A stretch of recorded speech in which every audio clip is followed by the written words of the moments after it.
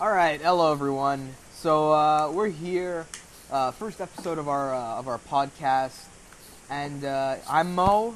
I'm here with Vlad and Hello. with Sun, Hey, and yeah, we're basically going to be going over global issues for the first hour of the podcast, and then going over sort of more entertainment, more culture news in the second hour. So, without further ado, we should probably get started. So. First topic on the agenda is the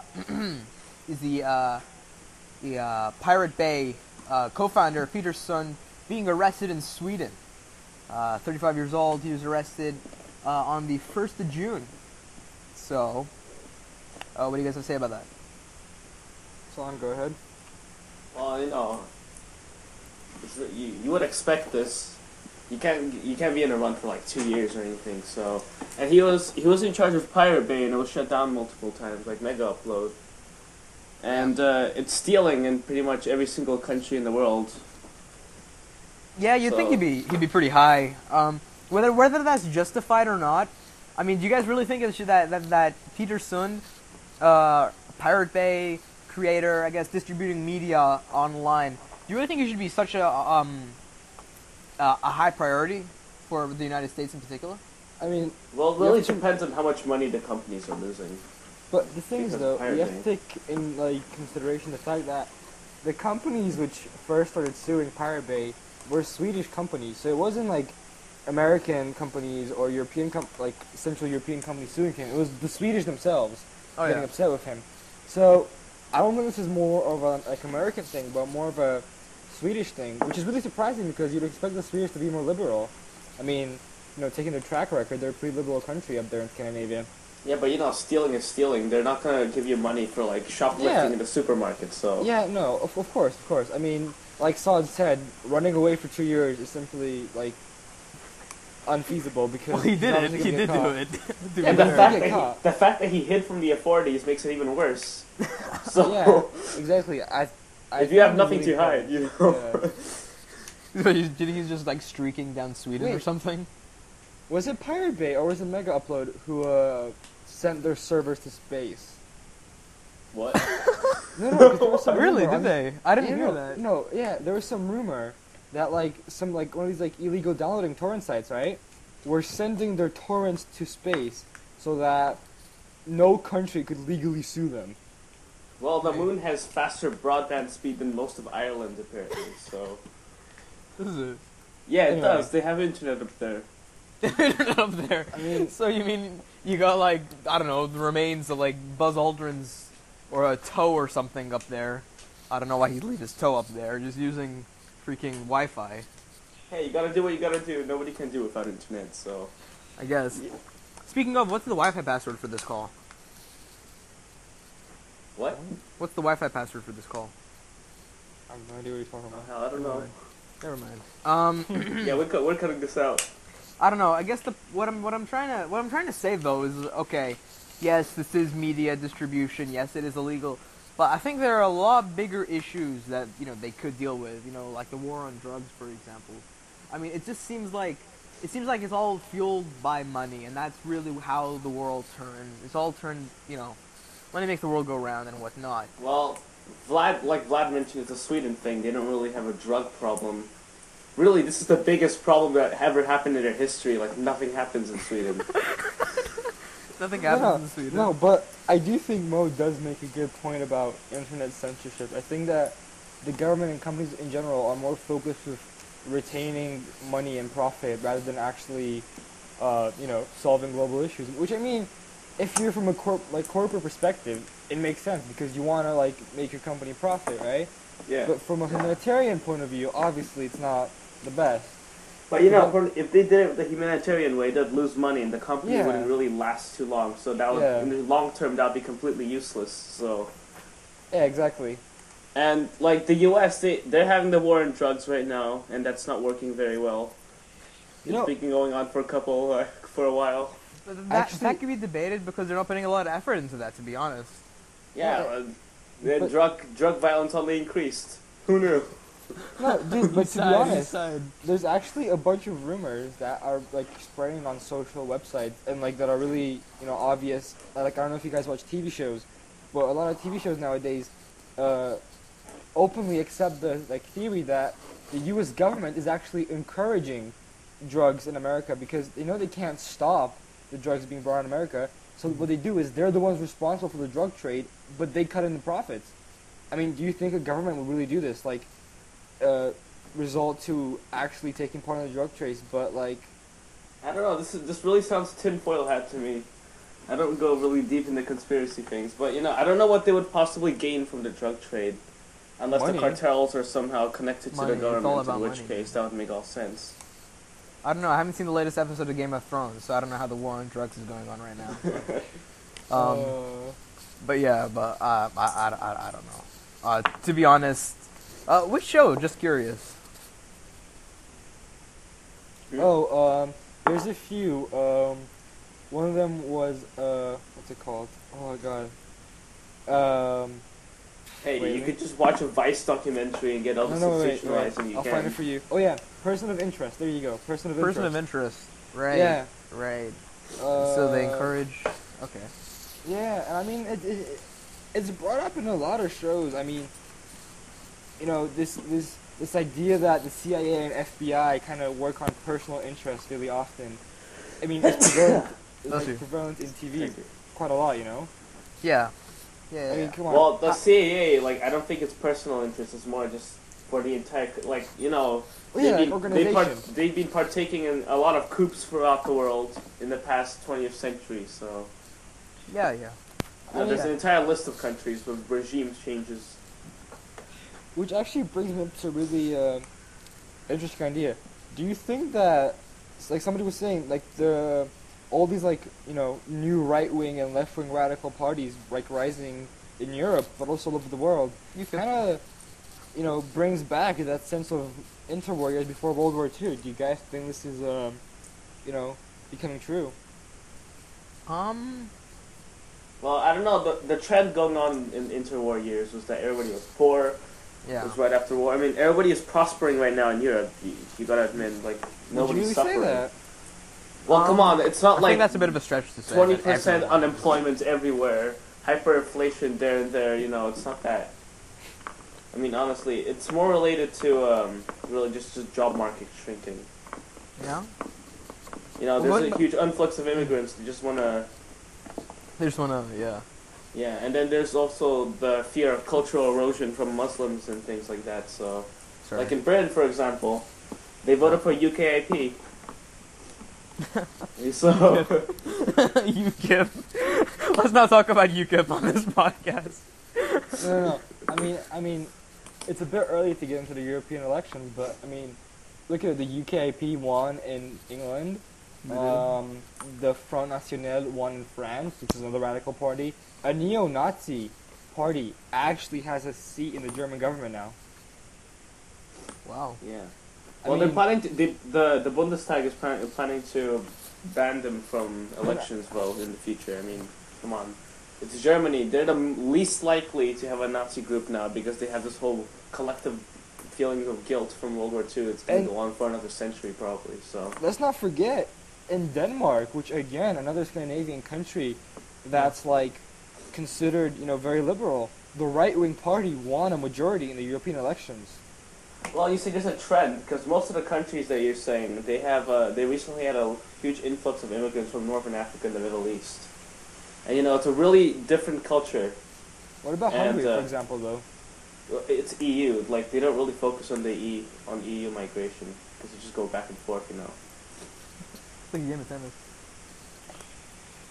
Yeah, I mean, it's interesting to talk about it because I think that, personally, I'm not a fascist, but I think that fascism and communism gained a really bad light during, the 20th century. It's just- Well, it's just communism democratic. ideally, it would work if it's a very utopic, idealistic kind of ideology. It's impossible to attain, and everybody would love to have communism if it actually worked, but obviously it doesn't. Mhm. No, It just leads to totalitarian states like most of Eastern Europe. No, but I mean, Like my were point, last my in the point last is that century. maybe maybe this could be a rebirth for these like ideologies. You know, I mean, they gained a really bad reputation during the 20th century, and like I'm not a supporter of fascism or communism, but I think it'd be interesting to see how these like ideologies recreate themselves in the 21st century. You know. Well, just going back to communism, it's impossible because it's in our nature to be greedier.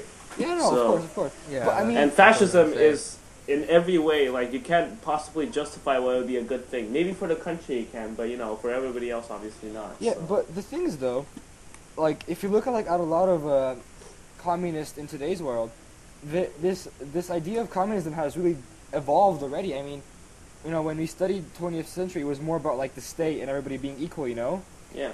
But nowadays, communism isn't more about everybody being equal. It's more about everybody having equal opportunity, kind of destroying this 1%, like stuff like this. So while they're still fighting for that basis of equal ground, they're not that much against a bourgeois class in a sense, as long as everybody is benefiting.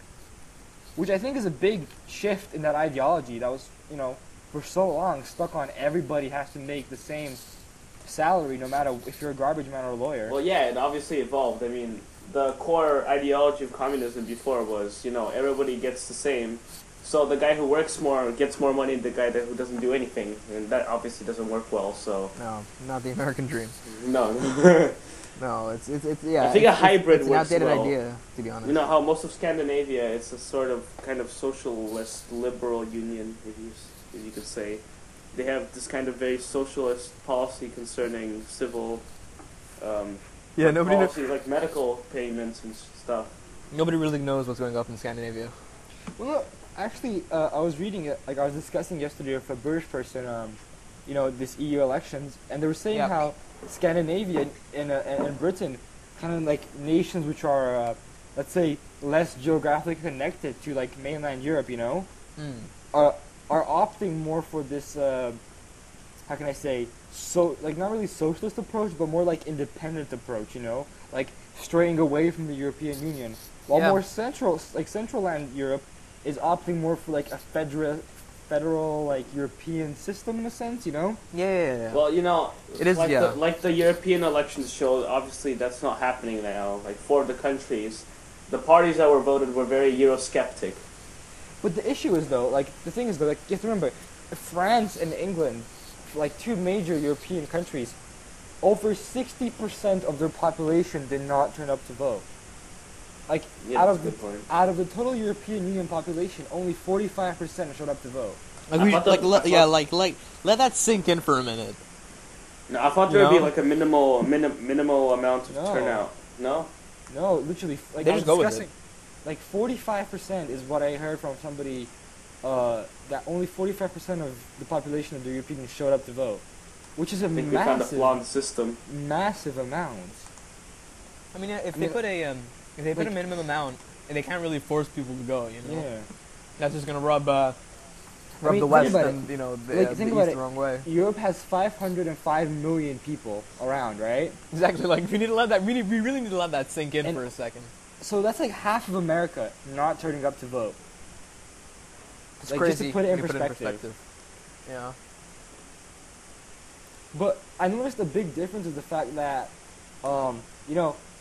Eastern European countries, which just recently joined the EU, they're more into the EU. They care about a lot more than these Western nations,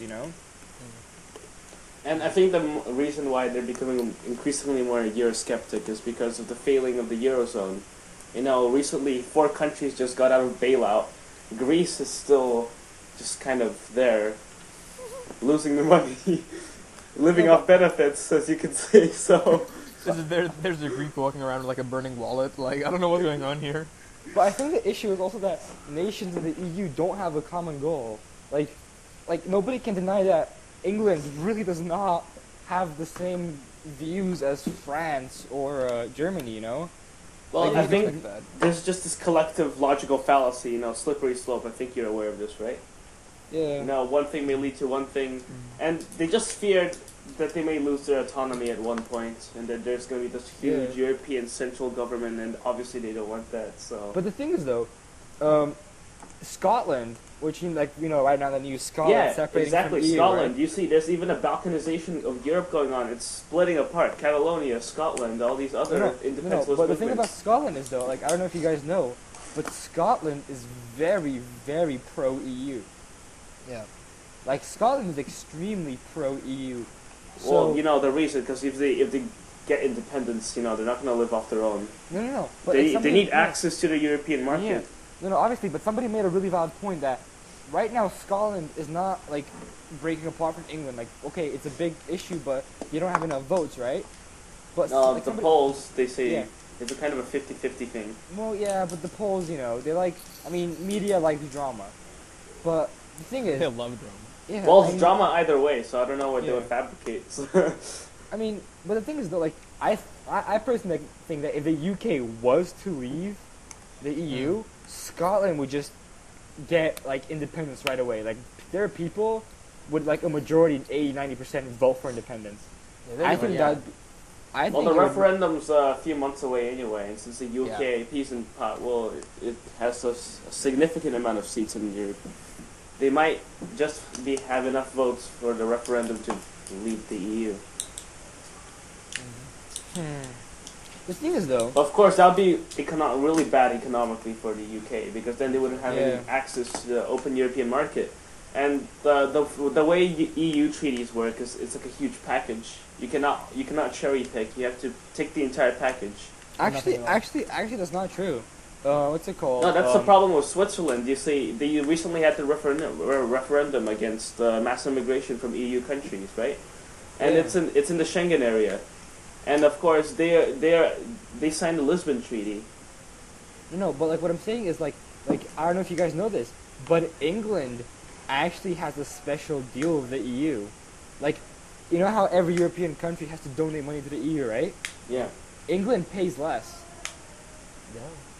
Like England really is a special situation, I would say, because they pay less. They really don't share the same responsibility that.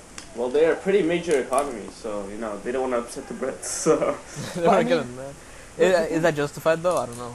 No, and I mean like England, like because David Cameron, he obviously wants to stay in the EU, but in order to win the next elections, he has to go the public flow. But there's already been rumors that like a lot of companies are planning to move their headquarters from London to Central Europe if they leave the EU. I mean, how would that affect England economically? Hugely. A huge negative impact there for England. And let's not forget, England, like the EU, like is really big on agriculture, but most of the agriculture of England is imported. Like they don't really have a lot of agriculture going for them. No, they don't have any rice fields. well, they can probably trade, but they're obviously gonna have exports because the European market is free. It's open to all the members, so you can just move in, move out. And I don't think trade with the United States or Canada is probably enough to sustain the UK. Also considering the distance they have to cover for trade, it's really Exactly. expensive. So Exactly. Yeah. Well, going back to the Pirate Bay real quick. yeah, Pirate we got a Bay. little sidetracked. That's okay. It's okay because we were going to discuss the European elections anyway. So Pirate Bay is blocked in the UK, despite being one of the most visited websites in the world. So I think the question that needs to be asked here is why go hunt for this man if you don't, why spend 2 years looking for this man when you could just block the website much like the UK did? Well, there's always loopholes. That's the thing. Yeah, exactly. I mean, like let's be honest. I mean, Facebook is blocked in China, but I mean, Everything's they, blocked in they could China. just use a VPN and connect to some Exactly. other country. I mean, Yeah, there's always a loophole. But there's. And unless every single country in the world decides to I mean, yeah, there's going block to be a the loophole, website. but it seems to me like that would be more justified than having a 2-year game of cat and mouse.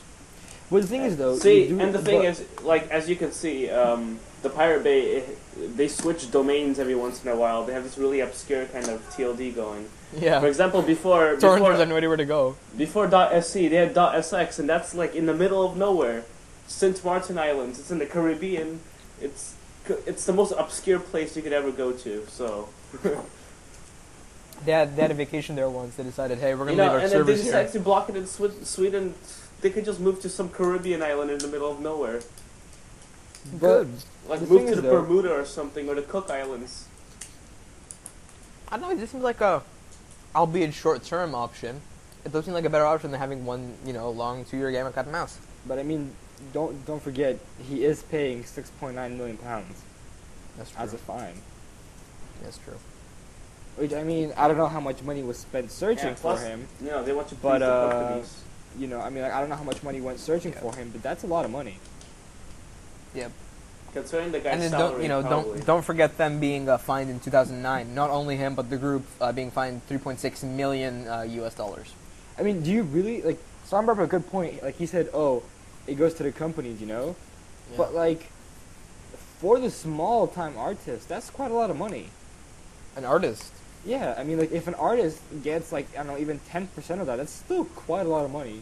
Yeah. Like, you know, I guess I don't know. It's not really the it's not really the artist though in the bigger scale of thing. You have the producers as True, well. true. Especially if we're talking about film specifically, because the two biggest things are film and music when it comes to torrenting media.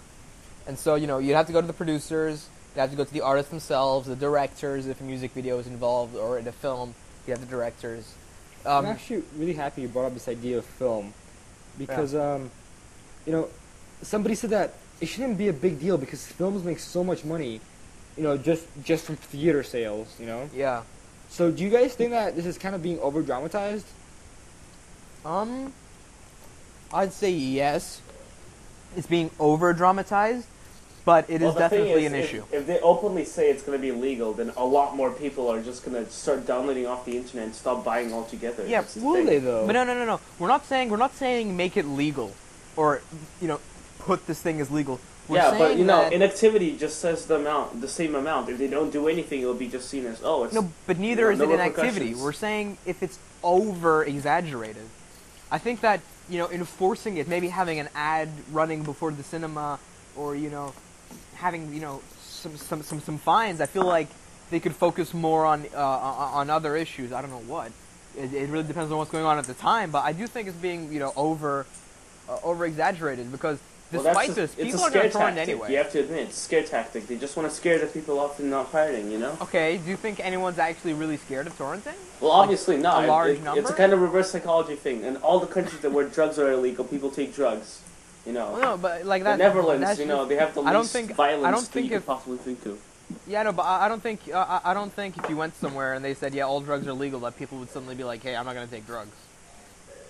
Like I agree with you that perhaps the fact that something's restricted would increase one's desire for that, but I wouldn't see a huge increase or decrease. I don't think I would. I mean, I don't know. But I mean, personally, I've torrented things before in my life. I'm not gonna deny that. Oh, NSA's on your ass. But I don't Live podcast right now. I don't think a majority of the people torrent. Like, you know what I'm saying?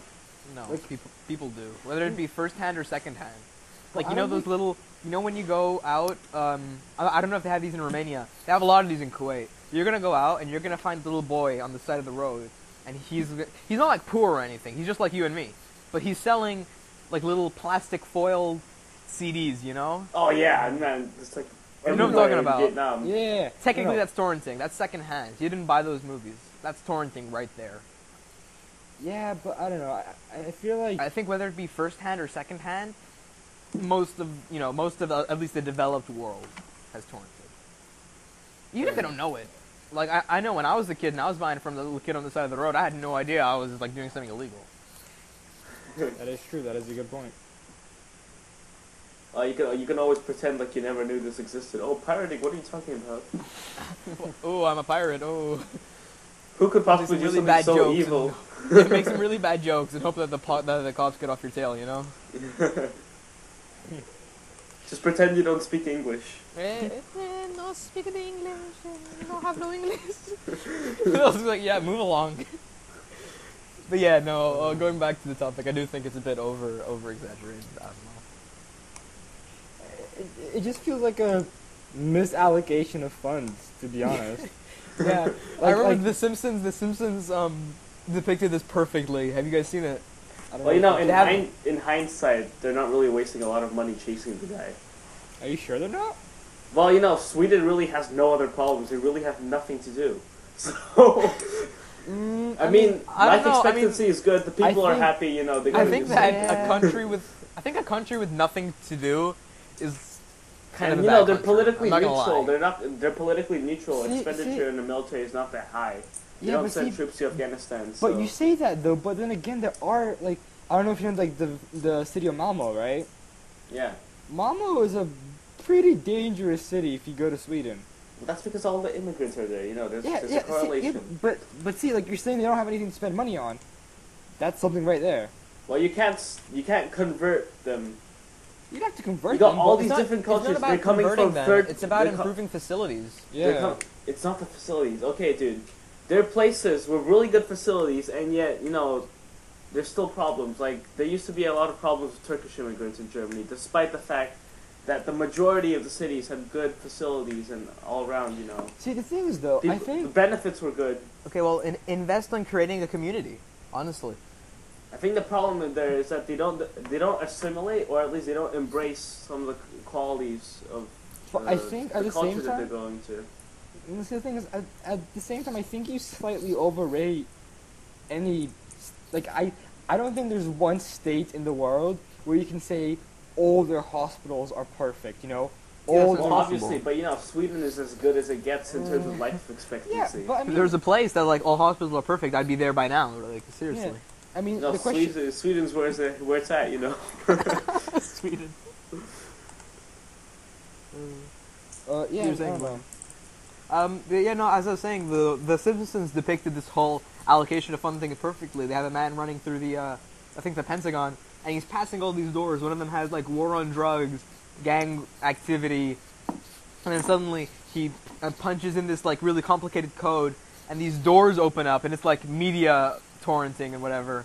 And there's like thousands of people on different computers, you know, trying to fight, illegal media and everything like that. And I just felt like that sort of describes this perfectly. That the funds could be used to something more important. Well, that's Well, just I the think- U.S. You know, we're talking about Sweden here. I get it, but No, I mean, They're not very active in the global okay, politics. they're so- not very active, but that doesn't necessarily mean that they're so passive that they've got nothing to do but hunt down this guy for 2 years. But you know what's really funny? It's like you mentioned all these like things that the U.S. is battling, but you know how Colorado legalized weed, right? I mean, this is Colorado, Colorado. yeah. Yeah. So I actually read an article recently where it says that by legalizing weed, Colorado gains from taxes $100 million yearly, which they put into schools. Exactly. There you go. And right now, CNN. I'm actually reading an article right now on CNN where they're saying that if the U.S. was to legalize drugs, all drugs in the U.S., right? Yeah. And legalize And them, they would make distribute them. $41 billion a year. Well, therefore, there's specific drugs. You know, you're not gonna legalize crack We're not, so not just marijuana. We're talking about heroin, cocaine. It just says Methamphetamine. well, in this case, it just says legalizing drugs. Okay. It doesn't refer Well, to in anything Colorado's specific. case, it's just marijuana. Yeah, It's because, like, specific I'd doses. say- It's I'd really say- it's regulated harshly. But I mean, think about it. By 100 far, million, marijuana is the safest drug of all the ones that we've listed Yeah, so far. I mean, of course, so. but think about it. $100 million is a lot of money to go into the public system. Well, that you is- know, the American public school system is pretty notorious. So. No, like obviously it's a really weak system, but like think about it. That's quite high to go into something, you know. Go into yeah. anything like I mean- of that scale. Yeah, I mean, imagine like okay, we all know Detroit is pretty much a dump, right? We're not. There's no point hiding it. Detroit's Yeah. a dump. Imagine $100 million being pumped into Detroit every year just from a drug budget.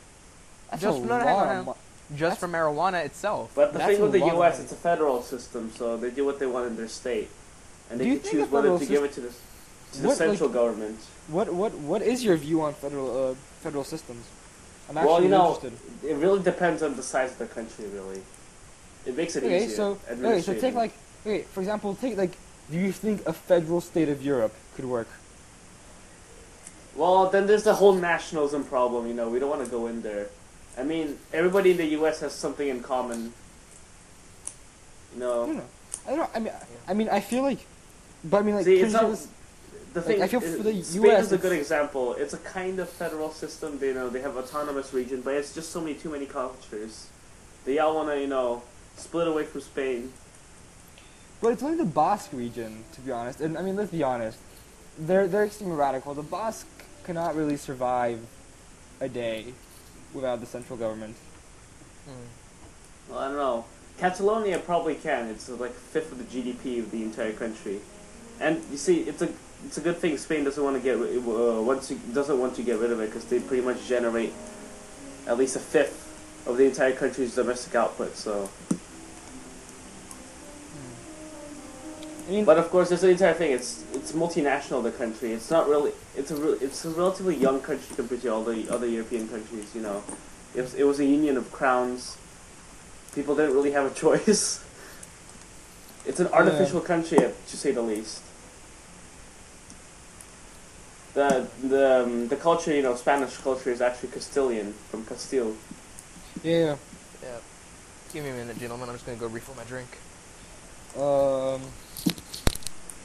Yeah, I mean, the thing is though, I feel like about Europe, like, if you think about it, technically they could, like, in America, like, obviously I'm not American, but in my point of view, it's that what really brings Americans together is being American.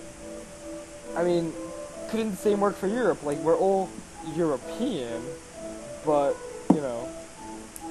Yeah, but the thing with American, it's the entire culture is surrounded by multiculturalism. While European cultures, they're very long established. They have deep roots. You know what I mean? The American culture is more formed around an ideal, democracy, freedom. Is it though? Originally, the colonists, they escaped from the home countries to either, get more money or to escape persecution. Or because they were criminals. Religious persecution. Well, Or 'cause that's they're Australia. criminals. That's Australia. That's a different story. We're not talking about Australia here. I don't know.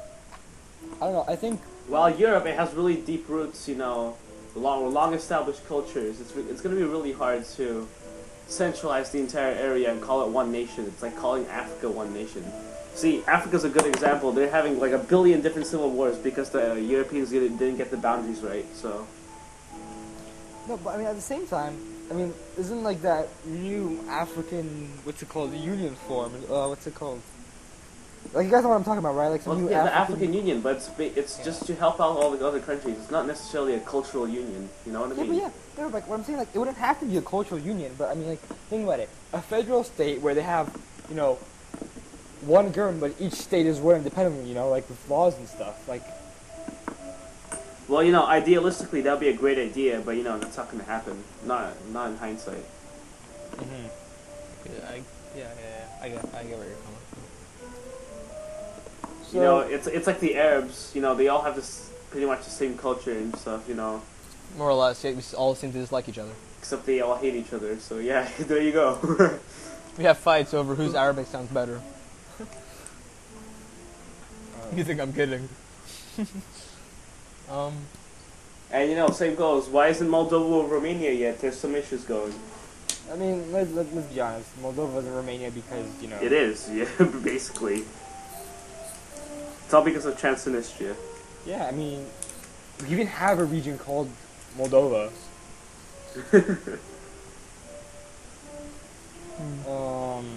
Well, I think the system they have so far in the EU just works well. Open borders, everybody's friendly. Let's just keep it at that. Yeah. Yeah, I mean, don't toy with the system. That's Yeah, if it ain't broke, don't fix it. So. Exactly. Yeah, there you go. Couldn't have said it better myself. No, I tried. Let's start experimenting. Backtracking a little bit though. What do you guys think about legalizing marijuana? I'm curious. I've never asked you guys this question in real life, so it's a good time to ask. Sean, do you want to go first, or should I? I don't know. I don't really have any feelings with marijuana. I mean, shall I? Like, go I ahead? honestly don't care as long as it doesn't affect me. Exactly. Like yeah. For me, I'm straight edge, so I don't do any kind of drugs. I don't drink. I don't smoke or anything. So it wouldn't really affect me. But I feel like it should be, as it is harmless to an extent. You don't hear people dying from marijuana, and this is just marijuana specifically. We're not talking about cocaine or anything like that.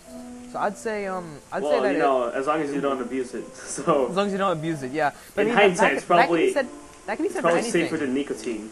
So Exactly, yeah. Like you have smoking and you have alcohol that are completely legal, at least if you're 18. you know, it'd So be a I'd great say- it would be a great benefit for the government too. You know, it's addictive. They could just tax it. Boom. Exactly, Instant like profits. like we've already seen with Colorado.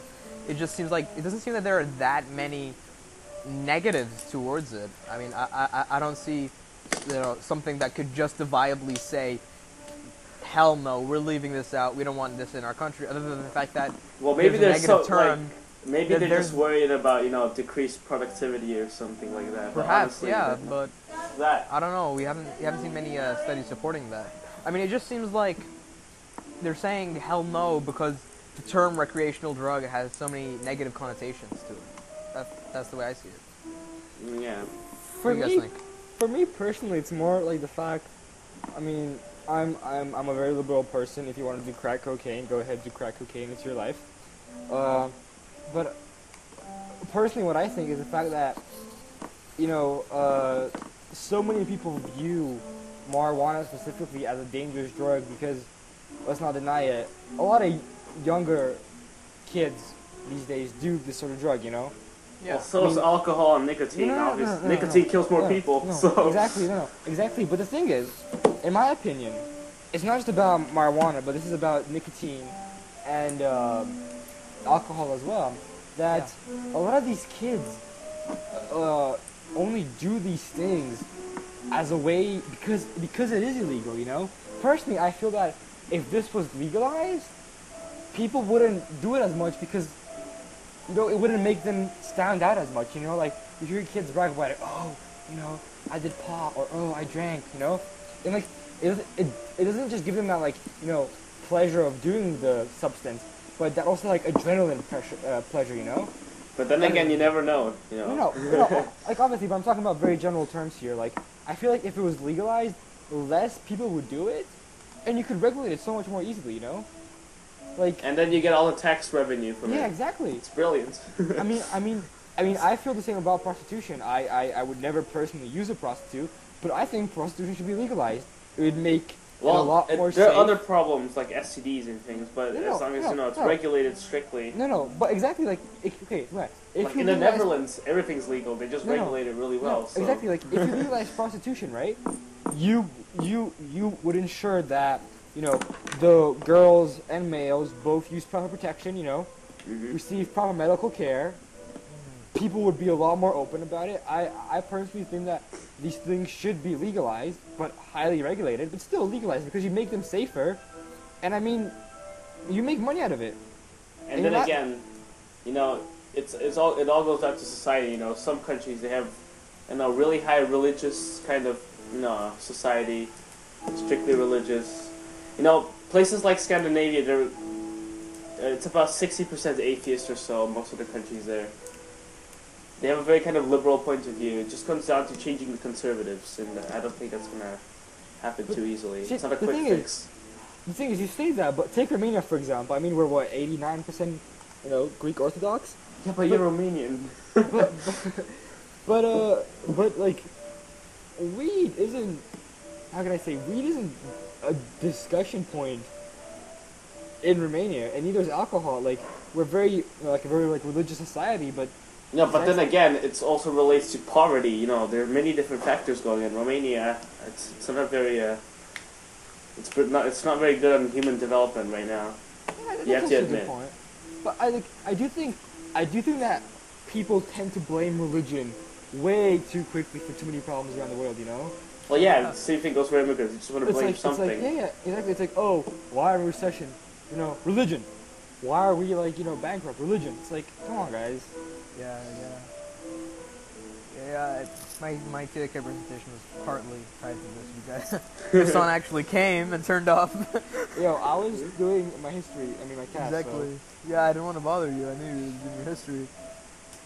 So I went up and we needed some people to watch. Apparently, turns out we didn't. So I went upstairs and I asked a friend of ours to come watch, and so someone went down, and he said, "Yeah, I'm gonna come back up. He's gonna get my food in a takeaway box." Didn't turn up for the entire thing. I mean, him history. He just doesn't say anything to me. Just starts laughing. He didn't realize the possible implications of me having no It's a audience in my psychological TOK ruse. presentation. Yeah. Yeah, no. I mean, Yeah. Talking about, legalizing marijuana and everything, then you guys went into alcohol, nicotine, and sex, prostitution. Honestly, okay, I had this conversation with someone. I'm not gonna say who, because, people who, if anyone watches, they'll probably know who I'll be talking about. But anyways, I had a conversation with someone, and this particular individual said that they should decrease the legal consent age for sex, and that it should be dependent upon the parents. Well, that works. No, not really. I don't think it really works. It was a big argument. I had this big argument with them, and it wasn't like a bad, mean argument. It was like a sort of, calm discussion, much like what we're having right now. But I sort of said I wouldn't feel comfortable, with my kids having sort of free reign, basically free reign as to whether they can have sex or not. Because when you think about it, dictated by the parent, it's not really dictated by the parent, because you have kids, you have things like alcohol, marijuana, like you already discussed, dictated by the law, which is being broken. So, well, I guess it just goes to coin flipping, unless you're having. Let's bleep that out. So, as long as as long as they're not impregnating anybody, not getting STDs, see, as long as there are no repercussions, we're all good. the thing is, to me, again, it's more that, like, It's all personally, morality. Like personally, like, this might just be my point of view. I can understand if it is, but I really feel that society in today's world is based on this idea of rebelling and being unique, and like I feel as if, I feel like personally today that everybody makes sexual intercourse such a big deal, yeah. like everybody makes these things such a big deal, and I mean, I don't want to be mean, but I think a lot of people like the attention, like, oh. No. And I feel like if people just stop making such a big deal out of it, and we're like, yo, kids, in 6th grade, like starting from, like, personally, I started sex ed from 5th grade, I had sex ed 5th grade, 6th grade, 7th grade, 8th grade, and 9th and 10th. And I feel that would be year 4, yeah. And I feel like because of that, I know, like, if I wanted to have sex, I could do it safely, Yeah. And I feel that, like, if you teach the kids how to do it safely, you offer them the chance to buy protection, then I don't really see a problem. I mean, obviously, I wouldn't want my kids to go, having sex with every single stranger. But I feel like if people stopped making it seem like such a big deal, it would also decrease the frequency of it as well. Because, let's be honest, we as people are greedy for attention. Like, a majority of us are. You're not wrong in that. Like you were saying before, that you were sorry about it, but no, it's true. Especially, in the age group that we're in right now.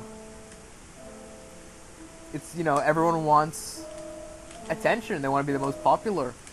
But the way I see it is that the whole thing about, you're saying, like, present them, the opportunity to buy protection and whatnot, etc., etc. But it's just that there are so many downsides to it being underage. Yeah. I mean, I just feel like it's not justified. Like, obviously, yes, teach them about it being safe, but don't give them the opportunity to buy protection, because I don't think that everyone in that instant is going to think, I'm going to have sex when I get home or something like that, But I think, no, in seriousness, like, they're not going to say that. But if you present them, like, if you're like, here, take a condom, at 5th grade, like, when you started, like, I think that's going to sort of push them over the edge a little bit. I think Well, obviously not 5th grade. No, like obviously not 5th grade, but I do think, like, okay, personally, the way I was taught, and I think that, what worked fine for me was that in 5th, 6th, and 7th grade, the idea of the human body was brought up, in 5th grade, puberty was introduced, Yeah. Sixth lovely grade, changes. sixth grade, it was kind of expanded on. Seventh grade, topics such as masturbation was brought up. Yeah. And then in eighth grade, ninth grade, where the brain kind of starts to mature in my eyes, this idea of condoms were brought. And honestly, like, I understand your concern about little kids doing it. But personally, from seeing a lot of, let's say, younger people, eighth graders more specifically, right? Yeah. In our school, while many of them try to seem as, oh yeah, I'm completely cool with, having sex and having this, I feel like many of them say this, but the fact that none of them have done it yet kind of proves, the opposite. That okay, just because they're aware of it doesn't mean they have the guts in a way to do it. You know what I'm saying? I guess what you mean. Yeah. I mean, a lot of scare tactics are used too, though. Let's not forget. but I mean, I don't want to name names, but there are, there's a certain grade in our school which just joined high school. We all know. And they had a very bad reputation coming into high school. Mo, you might not know this, but they had a very bad reputation coming into high school. I'm guessing you all know who I'm talking about. Well, the fact that you said coming into high school, that pretty much breaks the whole secrecy thing. Yeah. So, but the point is, personally, I feel that like none of them have. Like, I'm friends with a bunch of them, and from what I know, none of them have crossed this border of virginity. Like they're all still virgins. They've all experimented towards a certain extent, but none of them have actually gone all the way. Yeah. But like, don't understand. Like, I understand your concern about kids not being ready to deal with sexual things at a certain age. Yeah. I get where you're coming from. But the person, I totally get where you're coming from, and I totally agree. But the person I was having the discussion with said that they should get it from maybe the age of they should be having sexual activity, or at least the right to have sexual activity at the age of maybe 12 or 13. well, I don't know about your countries, but in Vietnam, the age of consent is 15. So. No, it's like, I don't know. It's like not until you're married in the Middle East or whatever. No, see, it's actually interesting that you bring that up. Well, that a person brought up, because I lived in the Northern Europe region for 7-8 years, and if we really look at the stereotype of that region, most people in that region have sex at a very young age. Yeah. And personally, I'm against it. Like, I agree with you. Like, I don't think 13-year-olds should have sex. But I don't really see why a government would legalize it. I understand what this person is trying to personal freedom, but I don't see what it would really change. I mean, a 12-year-old can still go in a shop and buy a condom. Right. Well, all in all, what I think is, jokes on them. Anything bad happens, they can't complain. So. Yeah, no, definitely, I mean, the thing is, what I'm worried about is what Mo brought up, the fact that I don't think all these kids can handle. They can't handle the truth. No, but the pressure of sex and drugs and all these things, while obviously weed, for example, weed and alcohol, they're not necessarily bad for you, Yeah. I don't think the kid's mind and body can really handle it. I get what you mean, yeah. That's my concern. It is a lot of stress, for a kid that age. Yeah. Yeah. Yeah. So, since we're kind of talking about, kids, I mean, we kind of got off our plan that we had earlier. But, how do you guys think, there's this question, oh yeah, media, portray, forces people to fit a certain culture, Yeah. oh yeah, media makes women want to be skinny. Media makes women want to, do this and that. Media makes men want to do this and that. Well, it's the entire scapegoat thing, they just No. want to blame somebody. Personally, the way I blame see the it media, is, easiest thing. the way I see it, isn't the media just reacting to what we want as individuals?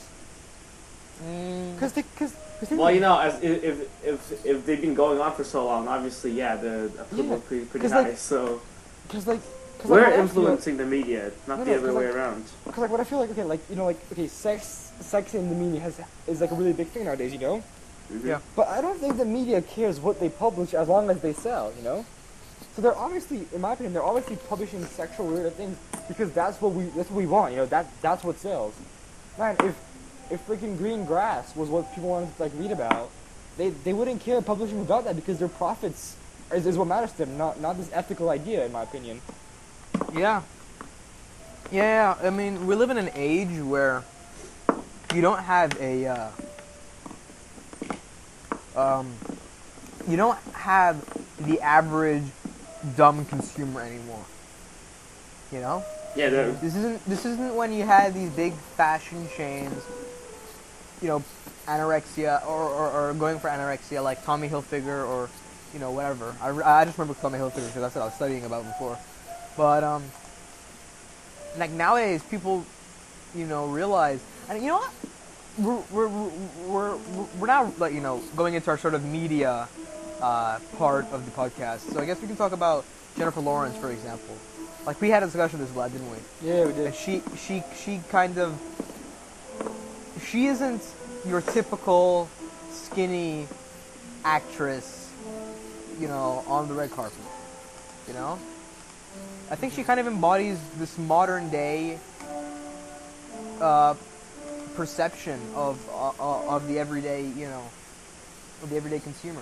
Because yes, you have people that care about their looks, obviously, and everyone should to an extent. You don't want to walk into school, you know, Looking like a hobo. looking like a hobo. Exactly. yeah, well, that's the reality, really. I mean, they have to They're not gonna accept let it. you- Everybody's going to judge you. They're not gonna. The first thing they'll see, their first impression is your appearance. You can't change that. Exactly, and as much as people say, like, you know, hey, yeah, I don't judge books by their cover, they do, whether it be aloud or to themselves. So the thing that, you know, I guess I'm trying to get at, though, is that, yes, people don't want to be fat, but they realize that it's okay not to be super, super skinny. Yeah. No, Well, that's, you know, fat people. I mean, I know some of them probably really get on. Maybe have a medical condition or they, you know, really low metabolism. But, you know, there's some fat people who take advantage of the whole shaming system, you know. Stop shaming us. But really, all they could do is exercise, you know, stop being lazy. So no. See, the thing is though, it really shows you. no, the song actually brings up a really good point though. I mean, like, Do people really do that? yeah, I don't know. they do. I've never met a person that does that. I don't know. Did you Maybe hear you guys about have. fat? Did you hear about fat is beautiful? Yeah, you know. Hey, No. wait, is that the They're basically Dior thing or advocating whatever? they're basically advocating obesity. I don't think it's No. really a good idea. See, Wait, see, was that the Dove one? The Dove one. no, the thing is though, for me personally, like, Yeah. I don't think I don't think it's a perfect weight, you know. Like, Yeah. I think you can be, you know, on the chubbier side, on the skinnier side, you know, body type, metabolism, whatever, right? Exactly. I think as long as your health is not in danger, you're fine. Exactly. Like, Yeah. like, okay, you know, if you're a big eater, you know, you like your pizza, you like your, you know, your Your burgers, your, burgers, French okay, fries, you know, your like, nachos. that's fine. Like, you know, like, I understand. Like, hell, I like that food. But if Yeah, it gets to exactly. the point where it risks your life, I think that's where it's bad. That's where you draw the line. Yeah. But even then, at that point, you shouldn't strive to be, No, you know, obviously. anorexic. Obviously. Like honestly, and I think like, a lot of people misunderstand anorexia well because, like, anorexia and like I think bulimia and anorexia have again been misunderstood by our culture. Like, a lot of anorexic people who we call anorexic, you know, Yeah. aren't actually anorexic. You know, Oh, same it's goes disorder. for ADHD. They just Yeah. use it as Oh my excuse, God. you know. You know, I read an article actually like 2 weeks ago that 75% of American boys are diagnosed with ADHD. 75%. 75% of American high school boys. Right. I think Well- there's a problem here. I think I spotted a problem here. And, There's a and, trend. and I mean, like, don't get me wrong. I understand, you know, schools are reducing break times. You know, there's more energy in kids, like, you know, stimulus from computers, etc. You know, Yeah. Yeah. ADHD doesn't just mean you can't sit still. Like, that's not ADHD. actual ADHD is much more serious than that. Yeah. Actually, you know, I it's mean, like Yep. you guys remember. No, actually, I don't think Mo remembers. Actually, Well. I'm not gonna mention him. Whatever. No, I mean, but I've been in a situation where there are people, you know, who do have ADHD. I remember in my old school there was a guy who, sadly he was picked on. Like I was being nice to him, and me and my group we were being really nice to this guy. You know, we would sort of, I mean, admittedly, he was a little annoying, but that's kind of expected ADHD. Like you don't get mad at them or anything like that. But yeah, he would run around. He would be very, very proactive. So I've seen ADHD. You know, the thing is that there's also different firsthand. types of And- ADHD. exactly. Okay. Like okay, like this is kind of like a more personal thing to me, you know. Okay. But the thing is, like, and I've done research on this because I'm kind of interested in, like, you know, like eugenics and all this sort of things. And there's actually 3 types of ADHD. Like, I don't know if you guys knew this. Yep. Like, there's like the one where you can't focus, right? Yeah. The one where you can't sit still, and the one that actually affects your social interaction with people. Right. And like you can be diagnosed with all 3, or just one, you know. Yeah. So I think that's like kind of like I think again There's a severity kind of meter. yeah, and I mean like I think again people get the wrong idea of ADHD. Like I feel like when you say ADHD, everybody thinks like, oh, you know, this kid's, excuse my language, retarded, you know. Yeah. But the thing is that there's The not term is thrown around a lot. necessarily ADHD. Like there's different levels, different like you can't just group one disease as one thing, you know. It can like, you know, express itself differently in different people. Yep.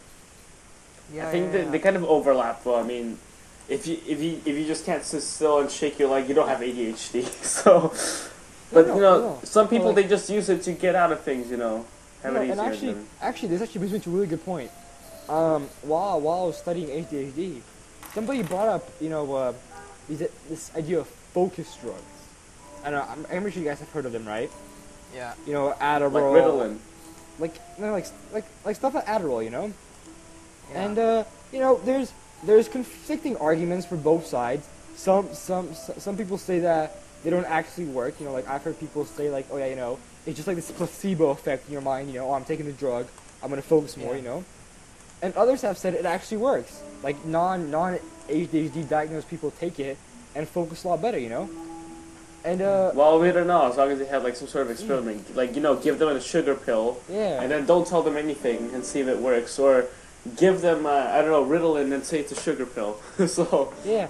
No, but It's like the kid in the alcohol trick. No, but like my point Yeah. is like you know like obviously like hide their Ritalin in the candy. like it's still a fresh topic for discussion.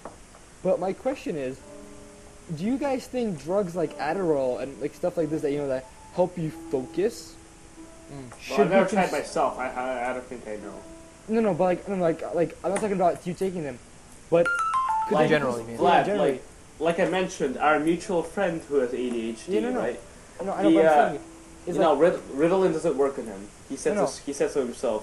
no, but like what I'm saying is like if kids who aren't diagnosed with ADHD take these drugs, you know, or even kids who are take these drugs, could it be considered as an unfair advantage? Like in a way, like you know how steroids are in sports. Could Yeah. this be considered a brain steroid? Well, In a you know, sense? they get their own exams anyway, so Yeah, but it doesn't like yeah, no, yeah, but that doesn't- like exactly yeah. Okay, they get their own exams, but it's still an advantage because they get more time. you know, I don't know.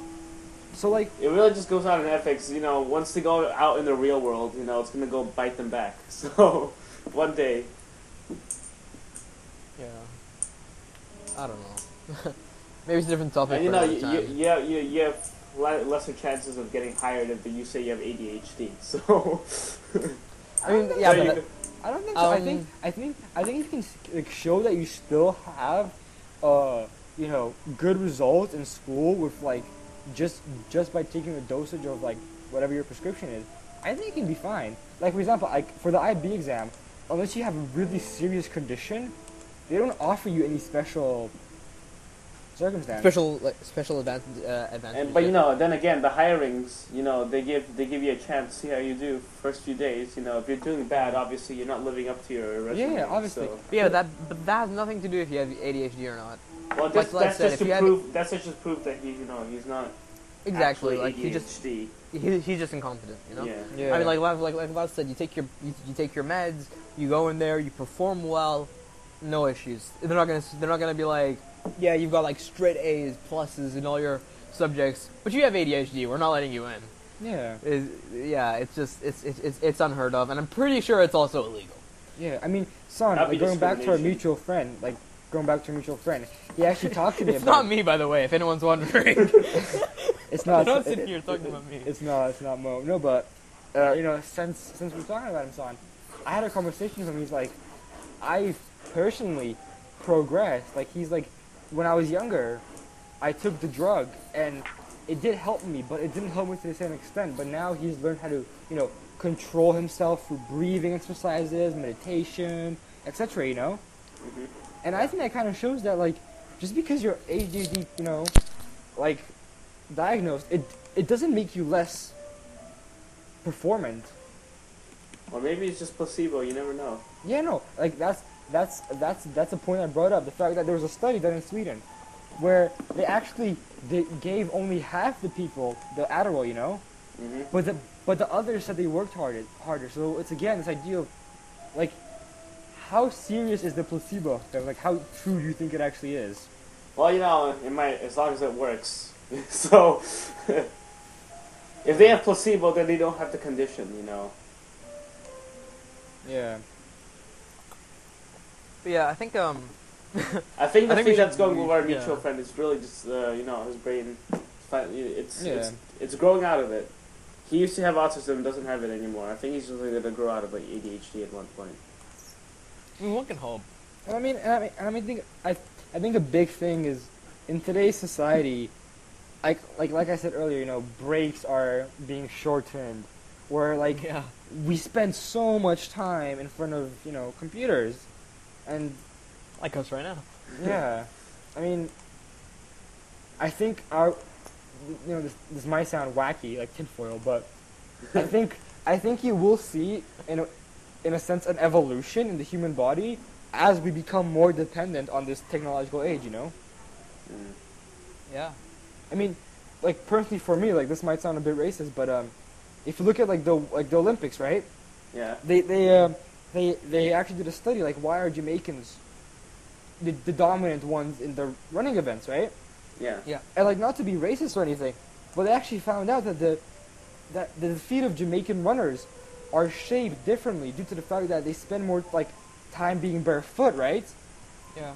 Their feet are more developed to run, like they're more like our primal feet where we had to run to survive, compared to today. It really is evolution, I guess. Yeah, It's the way they react to the environment. yeah, Because the European culture, it had this really sophisticated kind of culture.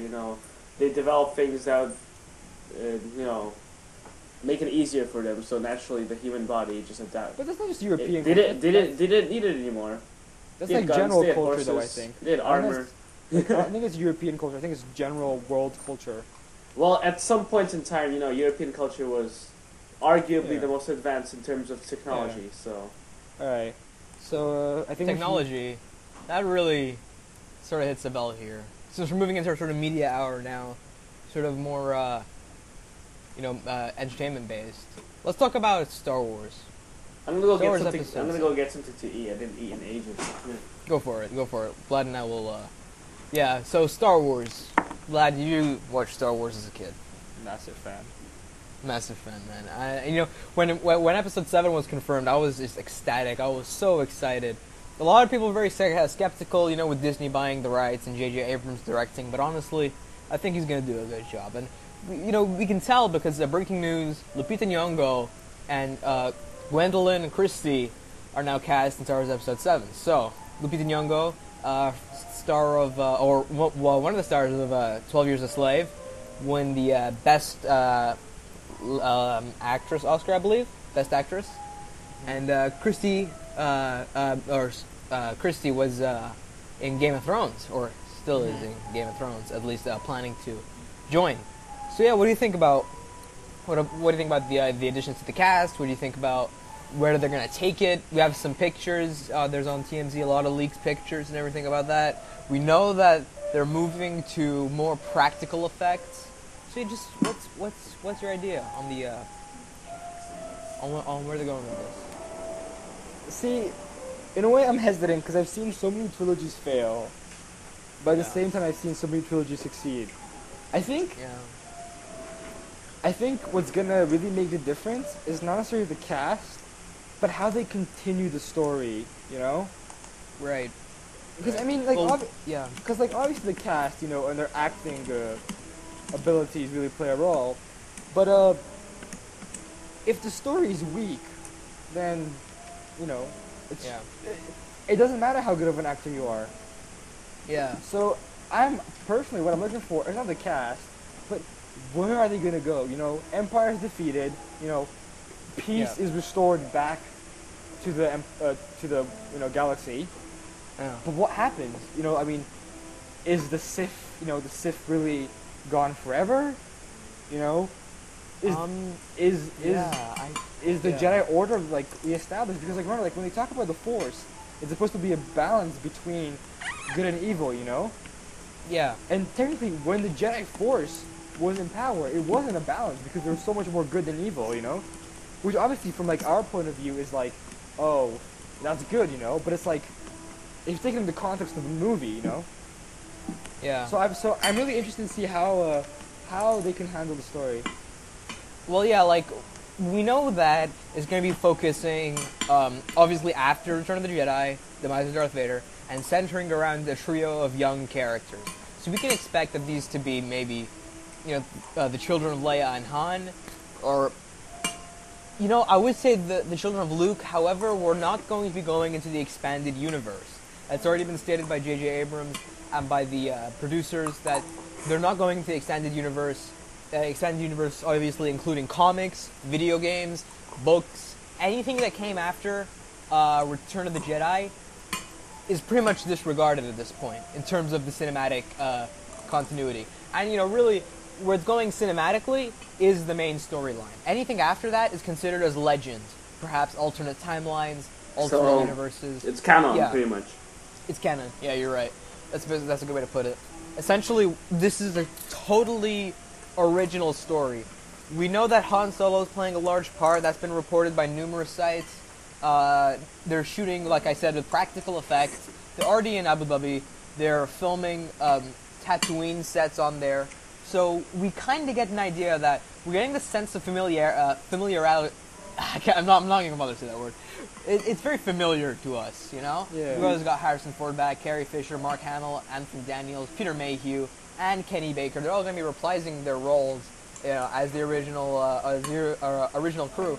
So, you know, it is a throwback. Like you said, it's canon continuity. So really, like, I mean, I don't know what they're going to do next.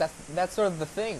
That people are just so skeptical as to what they're going to do, because a lot of people thought that they were going to follow and adapt the expanded universe, but, you know, like we know, that's sort of been disregarded to a sense.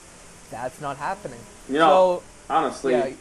I've never really watched Star Wars when I was a child. I watched Star Trek. Heretic. Played my Bionicles. Okay, well, but you know, here's, I played Battlefront, so I'm more excited for the video game. So who hasn't played Battlefront? Like, let's be honest. I have it on Steam right now. We could ditch the podcast and go play it right now.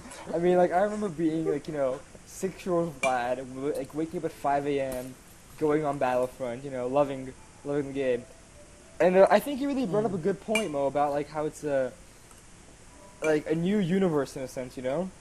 Yeah. And it's new yet familiar. Yeah. And something I really want to talk about is how I personally feel that in the last, I don't know, let's say 4 years, movies have been getting so much better.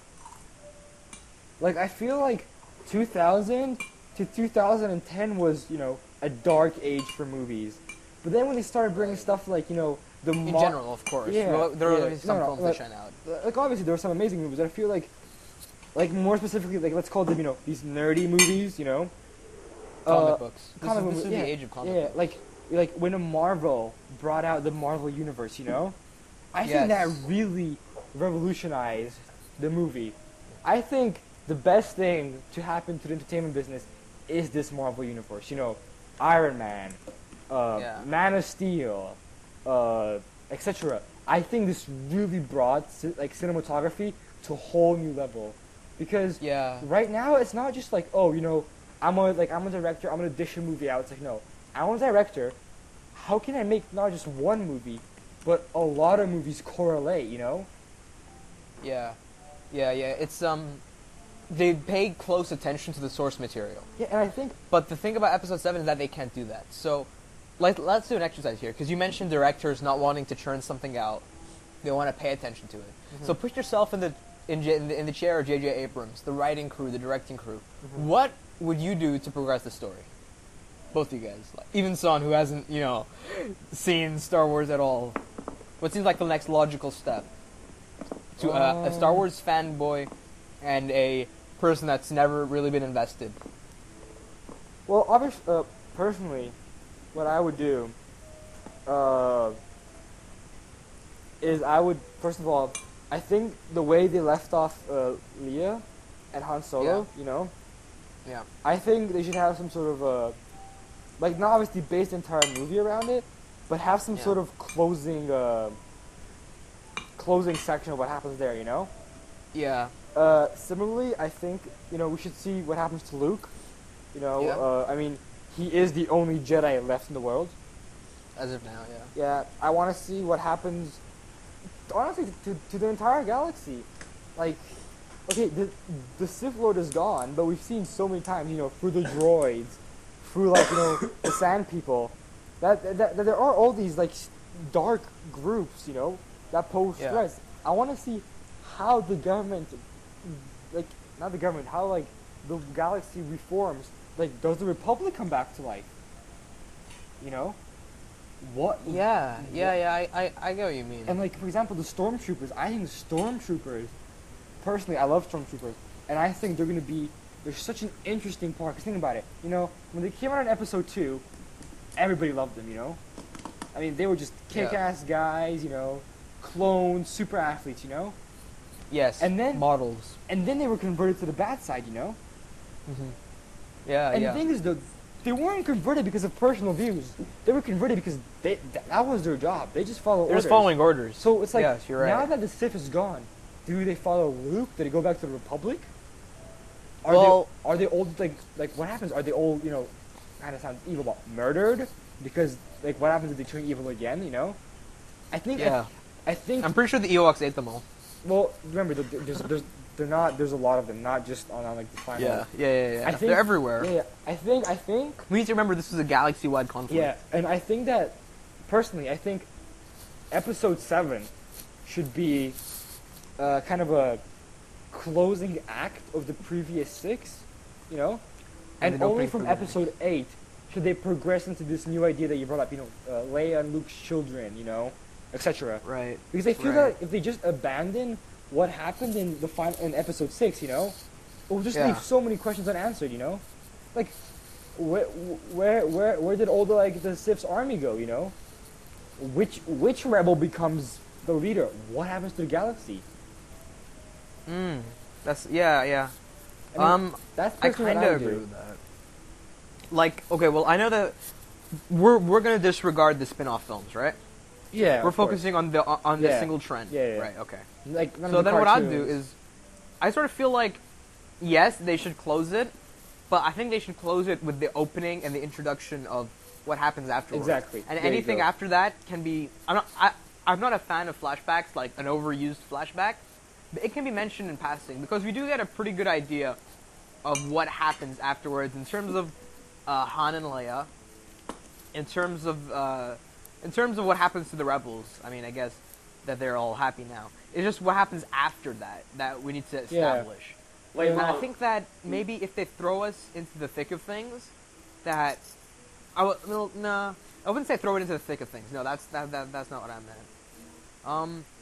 But it does seem like that's what they're gonna do, because we need to pay attention to the age of the characters. You know, Yeah, exactly. the age of the not the characters, the actors even. That's what I meant. So I don't think there's enough leeway to have that sort of closing act, like you said. They're gonna have to close it and open the next story within maybe 20 minutes of the next film.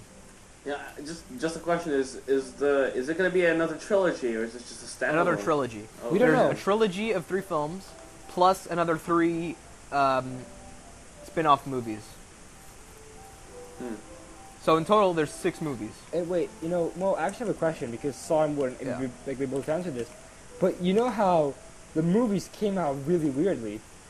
Yeah. It was like, what was it? The 6th came out? Then- 4, 5, 6, 1, 2, 3, and then now 7, 8, 9 plus the spin-offs. Yeah. So, I think Why? I think it'll be interesting to look at how they approach this again.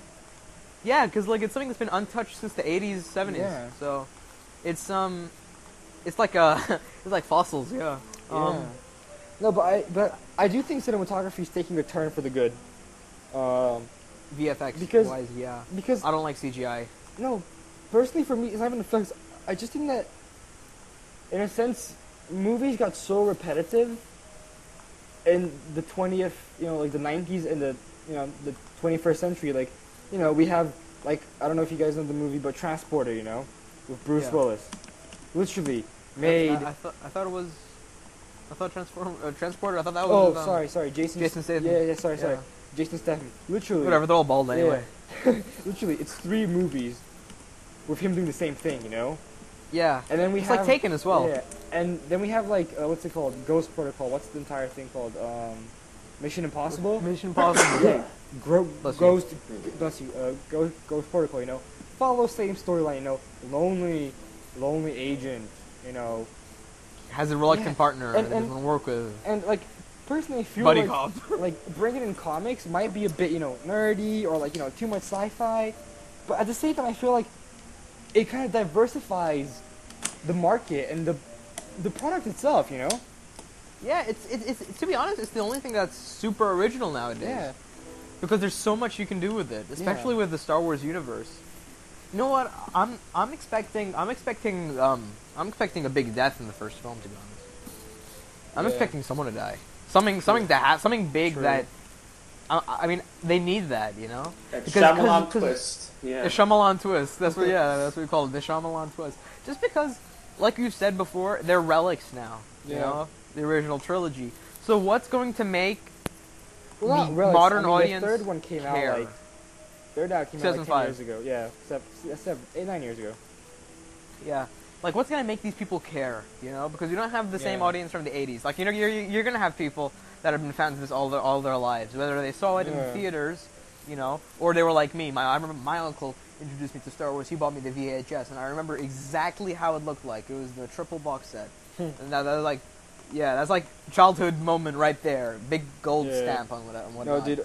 Like I remember, I watched Star Wars at his friend's house. Yeah. And literally, after the first 10 minutes, I was just hooked. The lightsabers, the jumping, like even the romance. Like I didn't understand it as like a 5 and 6 year old, but still that idea of friendship and like companionship really got to me. And I was Exactly. just, That's what they need to do for this modern day audience. Yeah, exactly. I think like to I introduce think this new set of characters. This audience, it's moving up. It's like I guess in a way they're more sophisticated. I guess they want the Yeah. Shyamalan twist factor. Exactly. They So want that's somebody why to die. They want that's drama. why they need both. That's why they need both. Psychological They need to have that- ruses. Because they're focusing on the new cast now. This isn't about preserving the past anymore. It's about moving moving forward right now. That's what it's about. And so the new cast of John Boyega, Adam Driver, Andy Serkis is in it, Lupita Nyong'o, all these people that are going to be sort of the staple of the new Star Wars franchise. Like, if you think about this, Star Wars is super successful. 1977 to 2014, everyone knows Star Wars. So what if the stars of this next film reach that same level of stardom as the people of the original trilogy? The things that Hayden Christensen couldn't do, or Natalie Portman couldn't do, or even Samuel L. Jackson, well, to an extent, Yeah. They're going to be icons, if you think about it, if this is done right. And I have no doubt that JJ can do this right. I mean, and you know, the whole thing, like once they reach that point, and if they kill off someone from the old trilogy, you have that good balance of buddy friendship, as well as that twist that you need people to get invested. And you But need of a course, moment. you know, long-standing fans, you know, they'll be heartbroken. So I They don't know. will be, but like it's happening. Yeah. If this is canon, you know, it's gonna get Man. stuck. I'm gonna throw out a name. I'm saying Chewbacca. Yeah, that's the saying equivalent. Chewbacca gets snubbed. That's the equivalent of a dog dying in a film. I know. I think it's time for R2D2 or CPO to die. Yeah. Yeah. Yeah, that's I mean, also come the on. equivalent of a I dog mean, dying no, or no, seal no, clubbing. I you mean, know. the thing I is, guess you could fix them. CPO and R2D2 have been, you know, staple characters since the first movie. I mean, they, Yeah. So Yeah, is Chewbacca. They're technically. not even well, staple. They're iconic. no. Chewbacca wasn't present in the first two, Well, he was- three. Well, okay. First of all, he was in the third in terms of episode 3, Yeah, but he was in episode 4, 5, and 6. but not 1 and 2. And yeah, maybe not in 1 and 2, but nobody really. We kind of forget 1 and 2, you know. I don't, yeah. I don't Maybe they finally kill off Jar Jar Binks. But yeah, Yeah. no, I get where you're coming from. I would see, I see one of those three Yeah, exactly. sort of biting the dust. Because like Son said, it's a animal character, which like sounds like an insult. Let's be honest. Like when an Well, no, he is covered in hair. no. Like when an animal dies, it's still the sympathy play. Like I'm pretty sure the animal dying ignites more of an Yeah, emotional response than if a exactly. human does. Because the thing is though, it still ignites that huge emotional response, but it doesn't. It doesn't kill off one of the main characters in the trilogy. Yeah. And It's I mean kind of like Game of Thrones. They kill off your favorite character, you know, just for the feels. Yeah. I actually want to talk about Game of Thrones and TV shows Yeah. nowadays, if you don't mind switching. No worries. So as somebody who's read the books, never watched the show, I can't really comment that much. But do Yeah. you think the hype is justified? For Game of Thrones. Yeah. Well, I mean, I don't watch Game of Thrones either, so Okay. I had this let me tell you though, this happened today legitimately. I was browsing Facebook, I think during lunchtime, as I was waiting for my TOK presentation to go up. And I was on Facebook, and this friend of mine was complaining about the new Game of Thrones. And I can't remember what he said. He said like something about, okay, they can't pay attention to source material, and they have to have a 7-minute conversation about Beatles. I don't know what that means. I don't watch Game of Thrones. I don't care. But I went on Reddit then afterwards, and I was on reaction gifs, and everyone was posting reactions about what happened in Game of Thrones. And so I'm kind of sitting there like, I don't watch this show, but I need to know what happens. So I think that maybe it's not so justified, but it definitely works. Like, I don't watch the show. I don't care about it at all. Yet I'm somehow feel the need to go online and find out what happens, which I still haven't done, but I'll probably do it later. Form.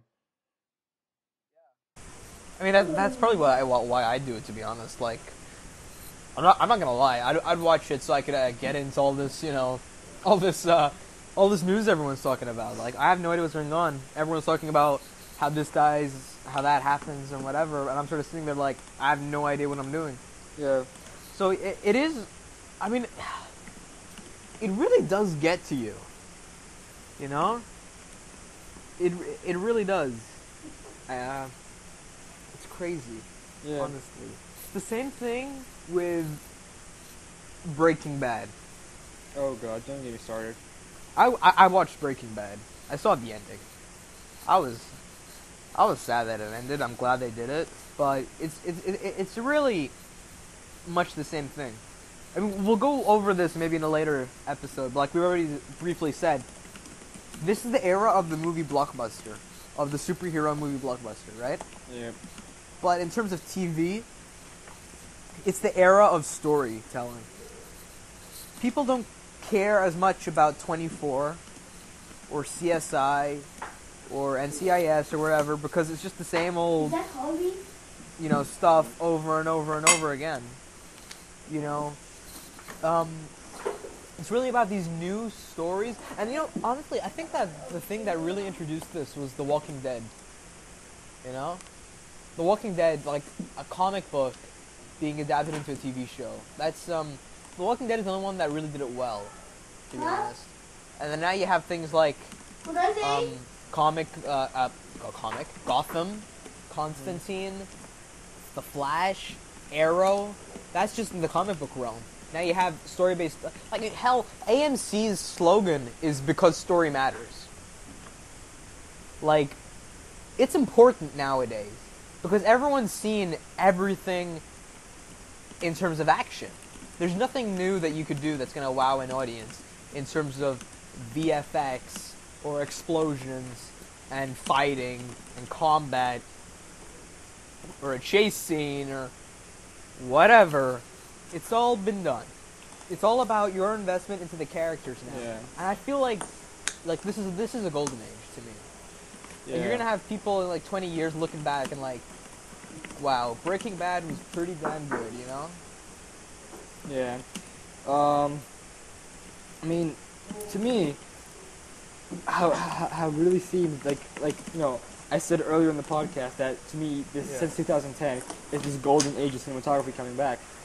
Yeah. But I feel like there's a difference between cinematography and TV, because like for me personally, at least, like even the shows I watch, like I don't really watch mainstream shows. I'm hipster boy.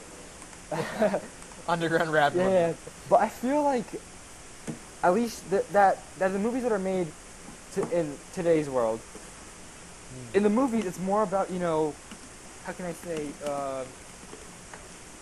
being that superhero in a sense, having this like strong will, or like like it sounds cheesy, but like this like perfect human, like Never say die. Yeah. yeah, like never say die. It's like like perfect human. Like we have like like you mentioned, superheroes, the Flash. Like blue eyes, Yeah. blonde, No, no, tall. no. But I mean like Mo mentioned, like the Flash, Green Lantern, Batman, Superman, etc.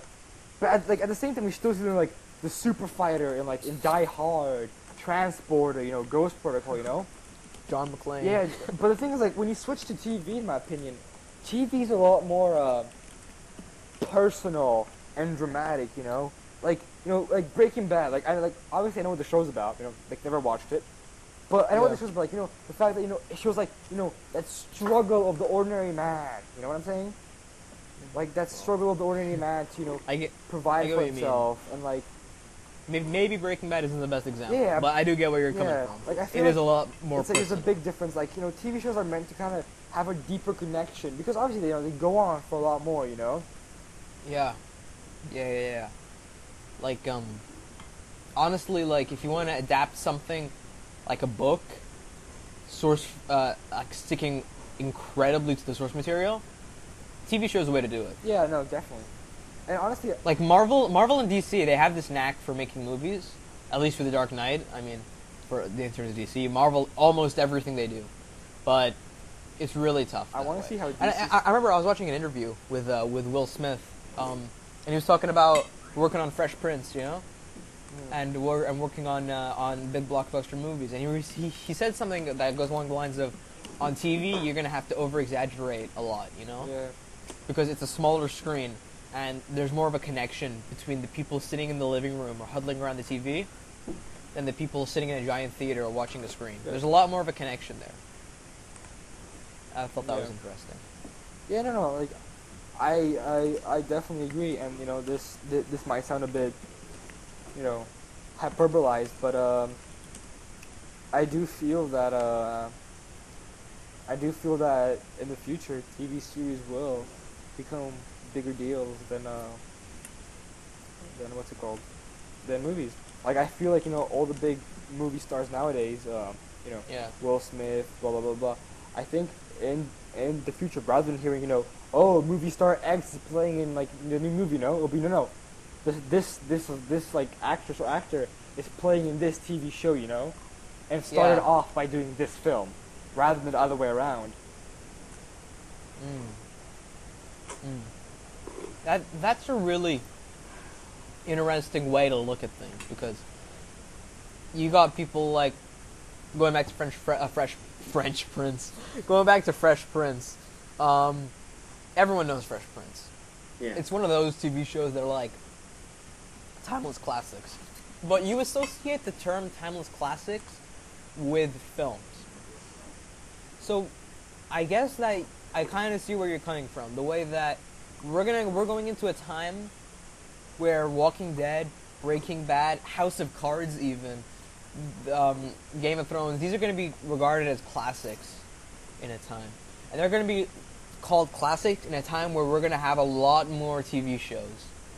Because right now, everything wants its own network. Like, haven't you noticed that? Mm-hmm. Like, everything wants their own, like, okay, you have, you guys know the WWE, right? Mm-hmm. Everyone knows the WWE. They have their own network. There's Netflix-style subscription-based network. You have things like HBO. They have, like, how many different channels? I don't know, like 24 different HBO channels, probably all showing Game of Thrones at the same time. Maybe not for long. But you guys kind of see where I'm coming from. Yeah. There's a lot of emphasis on TV now because it's a lot more accessible. There's probably one big link back to our first discussion like 2 hours ago about the Pirate Bay and torrenting movies and everything like that. But I'm not going to go the there. Shyamalan twist. but you know, Not gonna there's a trend, there's a shift to computers now. You know, there are less people watching TV. You know what I mean? It's No, all but accessible still, on the but- internet now. But TV shows, I mean, like, okay, like, for example, like BBC, You still right? get that satisfaction for the big screen, sitting on your couch doing nothing, you know, being unproductive. But I kind of do, honestly. No, but the thing is, like, I don't know if you guys know, but for example, the BBC, like, you know, BBC has BBC One, BBC Two, BBC Three. For example, BBC Three right now is being put on online services only. well, yeah, Is it's that like what shows Sherlock? you know, Life magazine. You guys know Life magazine, right? Yeah. Yeah. You know, at one point they switched to online only, but you know that was pretty unpopular at that time. So they switched back to press. But you know, it kind of reflected the change. You know. Yeah. No, but I mean, like, look at Channel 4, like, there's a show I watched on Channel 4 called Brooklyn 99, right? And literally, you know how before, like, you know, companies would only post, like, snippets of the show online? No, Yeah. now literally, they provide the entire episode, every episode, on their website. Yeah. I mean, I'm I'm pretty sure my parents would love to have that back then, but And I think you brought up a good point about the classics, because, like, you made me realize, in the olden days, TV shows weren't possible. well, they. Like, you know, like, think about it. What are we saying by olden days? Are we talking like No, like, you know, like, when you mention the class, like, you know, like, the 60s, the 70s. Charlie Chaplin and Yeah, stuff yeah. like that? Like, how many people had TVs, you know? And back then, like, going to the theater was a big experience, you know? Like, now Yeah, going to the... people wear like suits and everything. Yeah, like, now going to the theater is like, you know.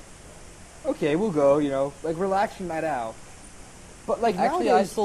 I still wear a suit to the theater because it's very rare to me to find a movie in English. So I treat it like a big deal. Yeah, well, but there's no, one I right know. big one next to Vlad, so Yeah. I'll go there. that's Anyway. why it's not so special to him. So, since we're talking about, you know, technology and progression to this 21st century, let's talk about video games. I know, you know, we've all played video games, and Everyone I'm loves sure we've everybody- got a review coming up. I've just finished Wolfenstein. like, Wolfenstein. I'm pretty sure everybody's played a video game in their life. Like, no matter what you say, you've all played Minesweeper or, like, Solitaire. These are all video games. I don't know why you're convincing me. I play video games all the time. No, but I'm talking to the audience in general. My competitive solitaire. I'm playing video game right now. No, I'm not. But okay. I'm playing but yeah, competitive like- solitaire. You competitive solitaire MMO. But yeah, Wolfenstein. Wolfenstein is obviously a, you know, everyone knows. Not everyone, but anyone that's anyone knows Wolfenstein. Okay. Wolfenstein 3D pretty Let's much say more the launched hardcore, first-person shooter. you know, like the more hardcore. No man, you'd be surprised. It's more of a household name. Wolfenstein. Well, the new game, Yeah. you know, I like it. You know, the story. Like, I'm not really into the mechanics. I'm just into the story. You know, I don't want any of that. You know, Don't spoil. no gravity. Yeah. So Son played Wolfenstein: The New Order recently. Yeah, So, they you know, have just- some. It has pluses, you know. Except the dual wielding one might have been kind of a little better, but the story, the acting, the voice acting was good. Really, I have Yeah, a question yeah. for you, son. yeah. You mentioned, story matters to you. So, Yeah. as a player, like I've heard you complain about graphics before, Well, graphics, it's too. Honestly. No. I'm saying, okay, if let's say, a video game designer came up to you, hypothetically, Yeah. and was like, okay, son, you can choose. I can make either A, have the most amazing storyline you've ever heard, super detailed, super concrete, etc., right? Yeah. But it's a text game. Two, It's a text game. to have amazing, gameplay, like super glorious graphics. It's as if you're actually there as a person. Well, I'll go for the storyline, but the truth is that won't happen. Because No. there's no black and white. It's the No. graphics. I think it's sort of like a condiment. It makes the game better. You have to admit, it makes the storyline more Yeah, engaging too. no. It's I like think- watching a movie. No. I think a video game is like cooking. Yeah. The storyline is like the big piece in the dish. The meat, for example, right? Yeah. Then like the graphics are like the spices that you add to it. Yeah.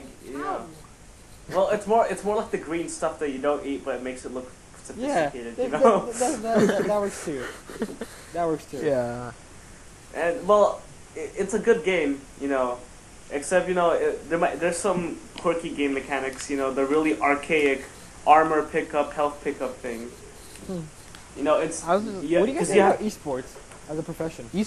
Esports. as a man. profession. Yeah, because If I could, I would. no, because like this is something that like I'm like I've played video games at a Yeah.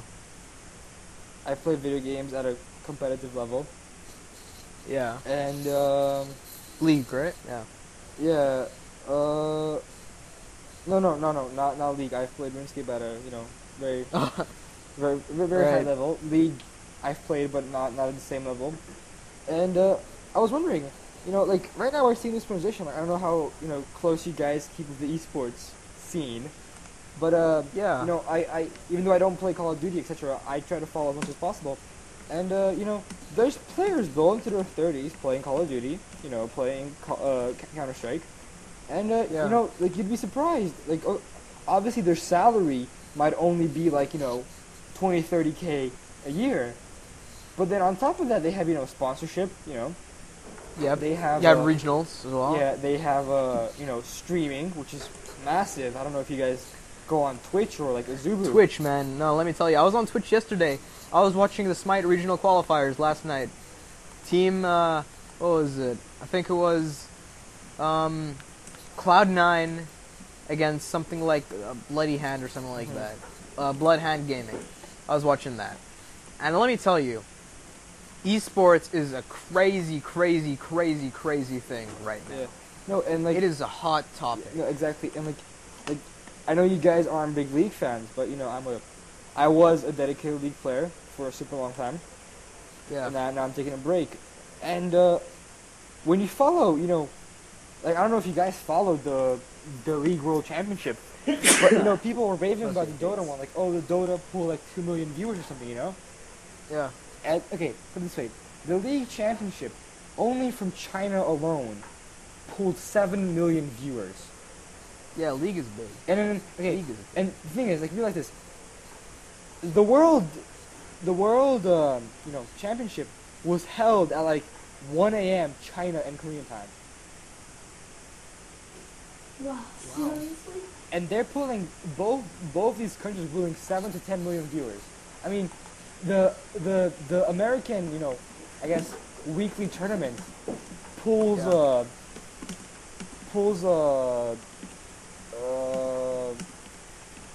pulls 300,000 viewers. Yeah, that's not bad in itself. And I mean, like, the top teams in, like what's it called? America is obviously more popular because, Yeah. like, I don't know if you guys follow the scene, but America has a lot more drama, Yeah, Because like the European scene in most video games is a lot more serious. You know, it's like okay, Yeah, dude, EU is crazy Yeah, when it comes to video yeah, games, and America yeah, is all about, yeah. oh, hey, this person's left our team, gone to play Exactly. for. It's like in EU, it's like Yeah. you go to the gaming house, you win or you're out. While For in- America, yeah, it's all yeah. like, But the thing you is, go in with one guy in your team, and you leave with like someone else Yeah. because you had a fallout with The that thing guy is, or like something literally, that. if you go to like the like the league, what's it called, like the league subreddit, you will see like during the world like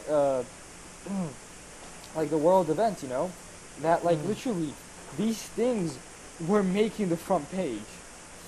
Yeah. Like this is making the front page of Reddit. I mean, Exactly, yeah. League- Dude, it's crazy. and like right People now, underestimate it. yeah, So let's League, just Smite, Dota. You know Dota 2?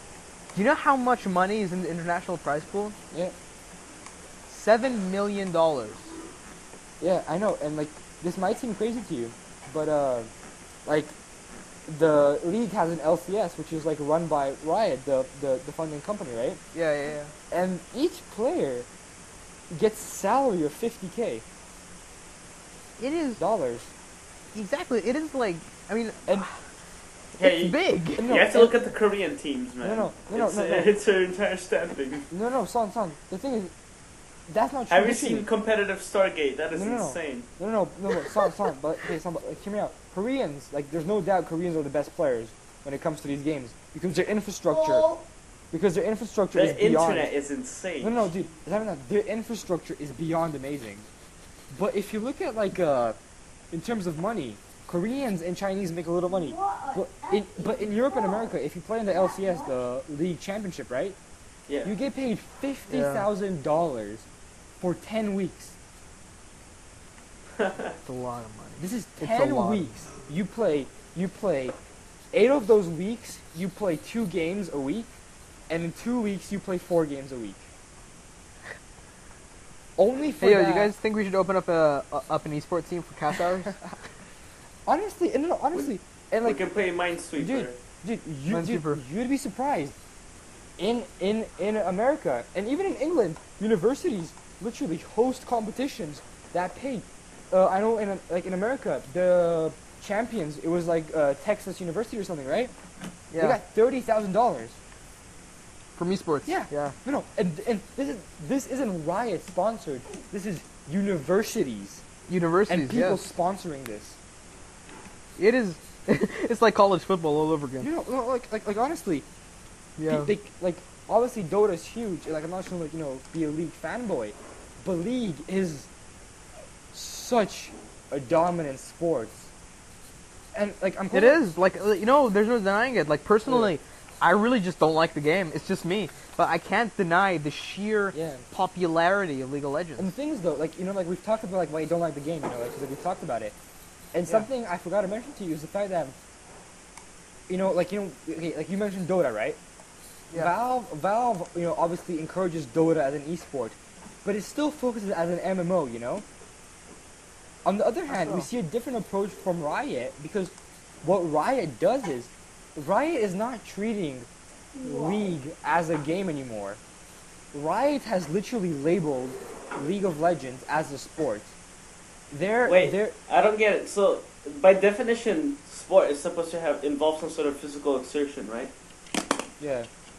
So, I don't know. Carpet No, tunnel, I know, carpal it- tunnels. No, wait, but like, Carpal tunnel. but like, what I'm It's trying to say is- competitive. That's 100%. Yeah, but sport. I don't esport, think but like so. Esport, no, esport. But like, I no, see where you're but coming like, from. what I'm trying to say is like, Riot just completely blew the scene away by the fact that they're no longer like nerfing champions or buffing champions based on casual play. League of Legends, as an updated game that gets updated every week, right? Is Yeah. updated based on the competitive scene. If Riot Yeah, sees that's. which I hate to like. Okay, sorry, you go. no, like which to me is like a completely new perspective. Like, Yeah, to me, I hate to burst your bubble, but that is a very common mindset, especially with Dota and Smite as well. I know for a fact that Dota, not Dota, Smite does pay a lot of attention to tournament play because Smite streams it on their own Yeah. channels. They do have professional streamers on 24/7. yeah, no, exactly. And they do buff and nerf their champions based on league play. and they do encourage watching League play because it improves Yeah, your skills. exactly. I know I go good at the game from watching Yeah. League. In terms of Dota, I can't say I don't play Dota, but they do. I have to admit, League does treat it as more of a lifestyle Yeah. than Dota would. Dota still treats it like a MOBA, like a game. You know, and but honestly, yeah. I'm happy Smite is following, League's path. I mean, I've played Smite a few times with you, and Yeah. obviously, I mean, there's no denying the Smite, Twitch channel pulls, I don't know, 10%, not even 10%, maybe 5% of what the League Twitch channel pulls, Oh yeah, no, But it's that's like still nothing, massive because nothing if in you look at comparison. Twitch, like if you go to Twitch right now, you can see League has over 100,000 viewers, and the only one that even comes close is like sometimes Counter Strike in Dota 2 with like, I don't know, 5 to 10,000 viewers, and honestly, Yeah, they're big on MOBAs. and honestly, the only 3 games I see really surviving this transition to the esports scene are Counter Strike, Smite, and League, because I don't think Valve pays enough attention. Yeah, we really needed a Dota player on here to sort of justify this. I know for a fact that Dota has surpassed, not recently, this is a while ago, Dota surpasses Team Fortress 2 as the most played game on Steam. Yeah, but I you think know, like the, the thing about Dota is that it's very yeah, like the like learning like I curve said is and like you said. insane. Yeah, but like I guess I'd say that the learning curve on Smite and League is kind of easier than Dota because Dota is really really tough, but I don't know if there's even as much of a payoff. No, see the thing is, Um, Come on. for me, as someone I who's don't know. played League, for quite a Come serious on, time, everybody. like Yeah. a competitive level, I would say, okay, let's put it this way, getting into League is super easy. You can Yeah. pick League up in 2 days, no problem. yeah, same thing with Smite, Be- super easy. Being good at League, That's what takes the practice. actually being good at League is honestly beyond difficult. And honestly, like something that's again blowing my mind about League is that honestly when people talk about like I don't know if you guys follow the old esports scene, but like StarCraft, Yeah, it was like StarCraft. it was all about APM, Oh, God, like not how fast that. can you click, how fast can you react, Yeah, and like I know it's not that yeah, anymore. and like I know you don't follow League, but literally, it's hilarious for you to see because the teams that are composed of the most mechanically gifted players will repeatedly lose tournaments over and over again because League Exactly. has changed from a single person game / esports to a team sport. Literally, teams are now winning based on communication, rotations, teamwork. It's no longer who can click the fastest. Yeah. Now, like, can you understand? There's literally people being hired to sit and analyze League games from Korea, Yep. China, Europe, and America. These people are being Exactly. paid hundreds of thousands of dollars. And Same with Smite, Yeah. same with Dota. It's a big, Yeah. big. and again, the personal Keep salary, calling. yeah, and like the personal salary isn't huge. When we think about it, literally, these organizations pay for your housing, your travel, your food.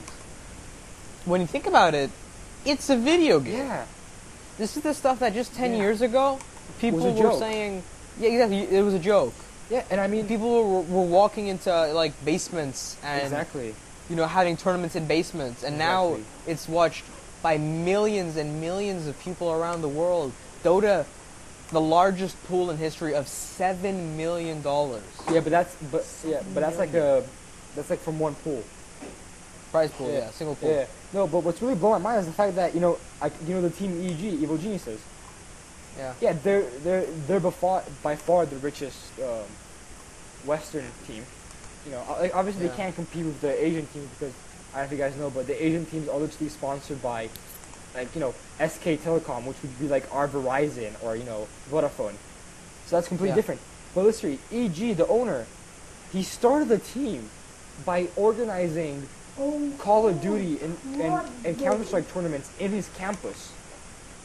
And Yeah. that was like, I don't know, 13 years ago. And now, he is literally making, Rolling in the dough. yeah, like, no, like literally, he's paying, kids, like I'm not kidding. He's paying 17-year-olds close to $1 million a year to play a video game.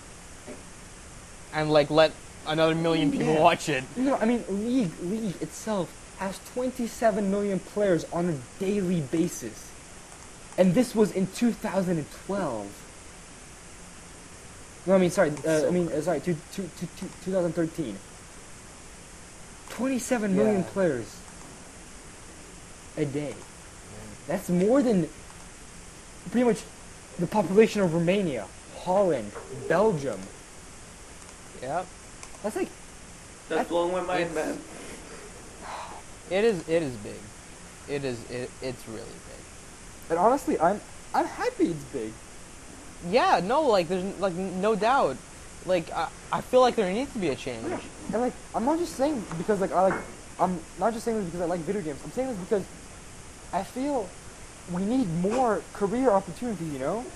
Like, Yeah. and Especially in terms of sports. yeah, exactly. I mean, and it's like, you know, movie stars before were not paid as much money, you know? And now they're raking in millions. And honestly, I think video games are gonna follow the same sport, you know? Yep.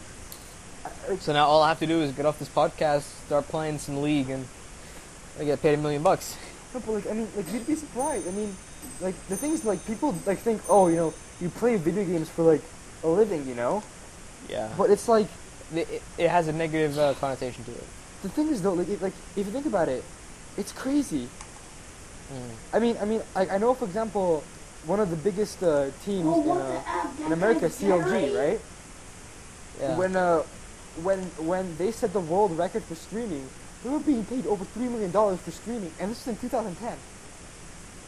It's crazy, honestly. I know I've said crazy a lot, but like viewers, put this into perspective, right? This is something that you can download for free online and make millions from being good at it. Like really, really Yeah. good. Like, literally. Just saying. You know, League of Legends tournaments, Smite tournaments, Dota tournaments, Counter-Strike, Call of Duty, TF2, whatever, they draw more viewers than most shows on cable TV. No, yeah. Like, no Twitch, joke, Twitch. statistically proven. Twitch, the only streaming platform, which I'm sorry, it's gonna sound really like, you know, really cocky, but League is what's holding, you know, Twitch alive. I think at this point for a big part. Like, Yeah. And League of Legends is what's, there are rumors circulating of YouTube buying Twitch for $1 billion. Exactly. Like, A lot of that contributes Like- to League of Legends. and like that was my point. And the thing is though, like not to like discredit Twitch, but Twitch is an extremely weak platform. They're In terms of certain, no, they have really great servers. No, I'm no. not gonna No, I mean, like, I know you don't watch League, but if you watch, like, when people pass 15, 20K viewers, they start lagging like hell. Like, lie. it really blows my mind. I mean, like, Yeah. it's just, I mean, it's so funny because, yesterday, you know, Cloud9 you mentioned, Cloud9 is a team that, Yeah. plays, like, multiple sports, right? Yeah. Cloud9 is being sponsored by the American Air Force. Really? Yes. Wow. The American Air Force is actually sponsoring Cloud9 now. And the legitimate reason was these players aren't just gamers. They're the people we look to be like, you know, tacticians in our armies. Yeah. Yeah. Yeah. It's I mean, yeah. Like I just want viewers to sort of put this into perspective. Like honestly, esports is a big thing. Like it truly is a force to be reckoned with. Especially like we were just talking like for quite a while about TV and whatnot, but yeah, they're gonna have to deal with the internet. Internet killed television. Yeah. Yeah. No. And like San said earlier, I do think the TV Yeah. will be replaced. Yeah, I can see that. Well, let's switch over to Watch Dogs. Yeah. We're getting a little overtime. Yeah, it's okay. We're doing a little bit. Watch Dogs won't take too long because I haven't finished the game yet, so I'll probably bring this up in a later podcast. But what I really wanted to talk about is The guy who made the comment, what was his name? Like, he thought that the game was teaching you how to hack. It was something really silly. But aside from all of that, It right, makes no sense. How do you go from for- camera to camera to hack something? You literally press the square button. I don't know what went into his head. I don't know, but I mean, I like it. I think like the gameplay is solid. In terms of PC, okay, I got it on PC. In terms of PC optimization, it's very badly optimized. Like, okay, I'm running an Alienware. You guys already know that. What's it called? Quad Core i7, 2.4 gigahertz. We're talking 16 gigabytes of RAM. NVIDIA GTX 765 graphics card. It's pretty good. But like basically what I'm trying to say though is that I can run this on medium high and get maybe 40 FPS. I've been hearing it's pretty glitchy on the PC for some reason. It plays better on It's the console. glitchy, it's badly optimized. Like I should be getting more than 40 Yeah. frames per second on this at Exactly. medium high graphics. Exactly. I should be getting maybe around at least 60, and it drops down to maybe 30 or even 20 when I'm driving. So that's one issue I have with that. Another issue that I have is with the fact that, okay, right, render distance is a really huge issue in this game. Because you'll be driving and suddenly a street light will pop up in front of you and you'll crash into it. Like, I don't know how, if you guys can imagine how much of an issue this is. This is a legitimate issue. You'll be driving, a pedestrian will appear right in front of you and then you'll run over them. And suddenly you have the cops chasing after you. It's a huge issue to deal with. But, I'm not sure how well that can be fixed in terms of patching, but PC optimization can be fixed through patching. So I really hope that Ubisoft work on that. I mean, Ubisoft seems to hate us PC gamers. Like on the day of release, I couldn't even play the game because they didn't stress test their servers. So everyone's trying to download the same game, and we have to register it through Uplay despite buying it on Steam. So it's a real big hassle. But the main point I want to talk about, you know, the gameplay is solid. Just a quick rundown. I'll probably go more in depth in a later episode. I just want to get through this quickly. But it's a good game in general. Bad optimization. Needs to work on render distance. Graphics are good. Like they're okay. They're not as good as E3, but it's never going to be as good as E3 because that's all pre-rendered. Gameplay is solid. Sunset is unrealistic, which it is. But it's enjoyable. I like sort of the emphasis on stealthing it. Yeah. That may bring or push some people away, but it's pretty fun. And it does make a point. All your stuff is accessible, you know. Yeah, everything's accessible. It's a metaphor. I'm sure one day Chicago is gonna get a CTOS-esque network. Yeah, exactly. That'd be pretty It does cool. it does raise some political issues. I think it's Yeah. called Google. There's a lot of things to do. I guess the main story would take you maybe about 20 hours to finish. But in terms of doing everything, it may take 100 hours. But for me as a person, I don't look for 100% completion on most games unless I'm super hooked. In which case, I'm not with Watch Dogs. I enjoy it. I'm hooked, but it's not something I could justify playing 100 hours of and not get bored. Well, it's a But- casual game, so you know. The It thing is a though, casual game. I think something that like a lot of people don't realize about video games in general, like since we're talking about video Yeah. games, is the fact that we talked about how video games are like another expression of sports, you know. Yeah. But the thing is though, so like something I've realized with video games is you can get burned out from video games, but not that much from sports, you know. Because the thing with Yeah. video games, like okay, obviously like both in sports and video games, there's always a different scenario. But the issue, Yeah. like I think, is the fact that if there is a different scenario, you literally just sit at a computer or chair or whatever for Yeah. hours and hours, and that's tough on any video game lover. Like, I mean, I've pulled unhealthy amounts of Of hours. on a Yes. single video game. Like, don't get me wrong, I've done crazy things that I regret my entire life. But I wouldn't say I No, regret it, but I mean, I mean, I have different honestly, opinions. like even I Yeah. like, when I'm like in love with like games, I can't Yeah. stay more than like I don't know. I get burned out as well, Yeah, this is where my view differs because I'm not like I said before. I'm not a guy that goes clubbing or anything like that. So I sort of justify that in that sense. No. Like, okay, I'm playing video games. I'm not gonna go out clubbing No, or anything. no, like I that. mean, it's just not me. I mean, like I'm not a clubber type Yeah. person either. Like, Yeah, I know. like don't get me wrong. We're very alike in that The sense. thing is though, I literally just feel burned out. It's like,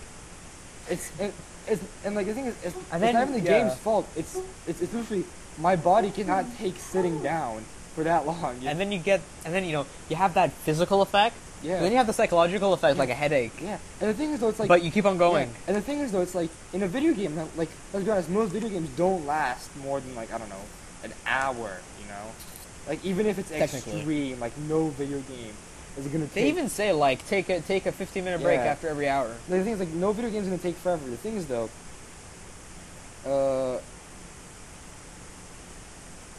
well, right, so I was gonna say,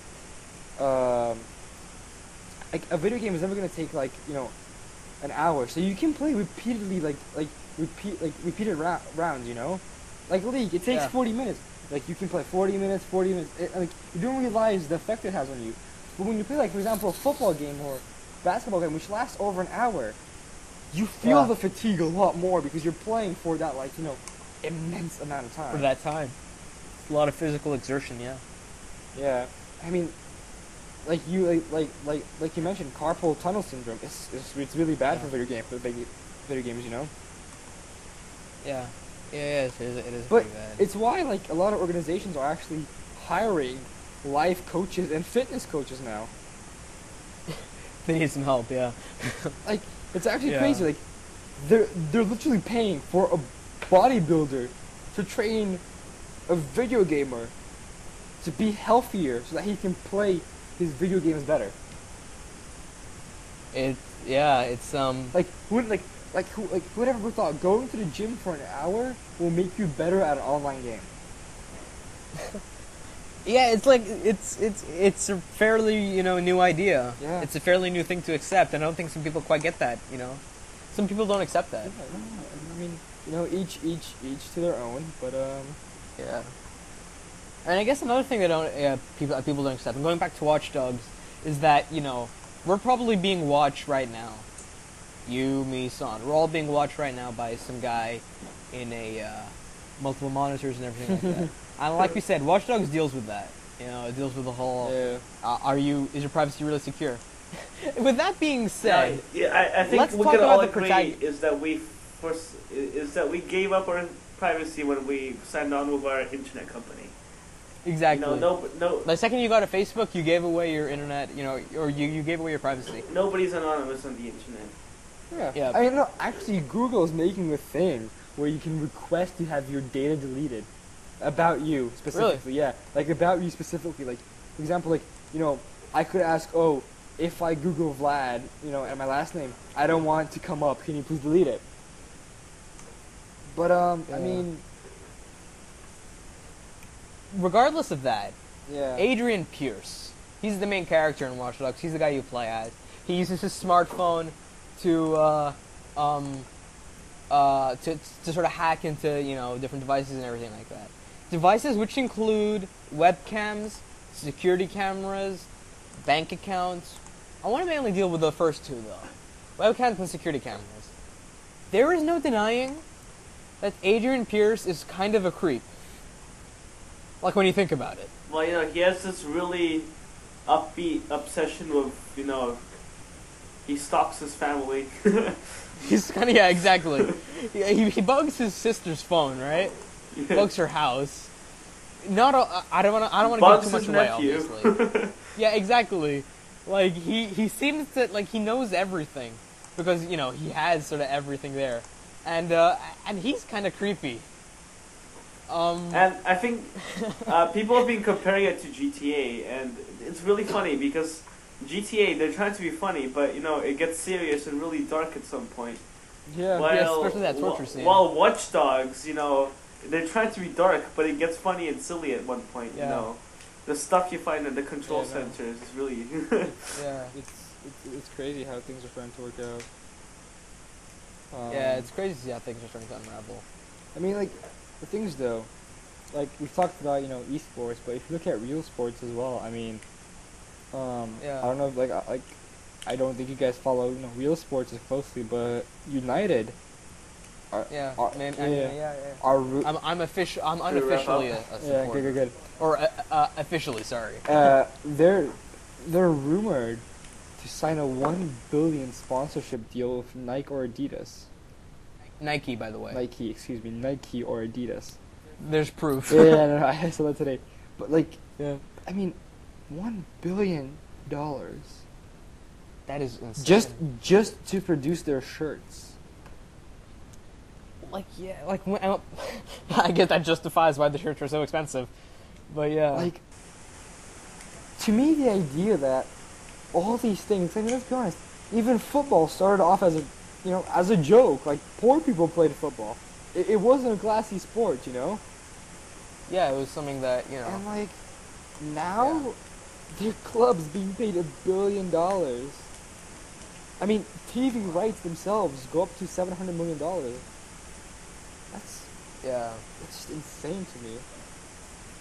How entertainment just changes so much so quickly. Yeah. Yeah. Yeah. Well, this has been a very entertainment-focused session, Yeah. aside from the long European elections. That was very interesting. We offered a lot of insight into that, but a lot has been very entertainment-focused. But yeah, are you guys okay with wrapping up? Yeah, I think we shouldn't, make it too long. And on a high note, yeah. Yeah, yeah, well, thank you guys for watching. I'm Mo, he's Vlad, he's Son, and, We'll see you next time. yeah, hopefully, we'll see you guys soon. Alright, bye. Bye-bye.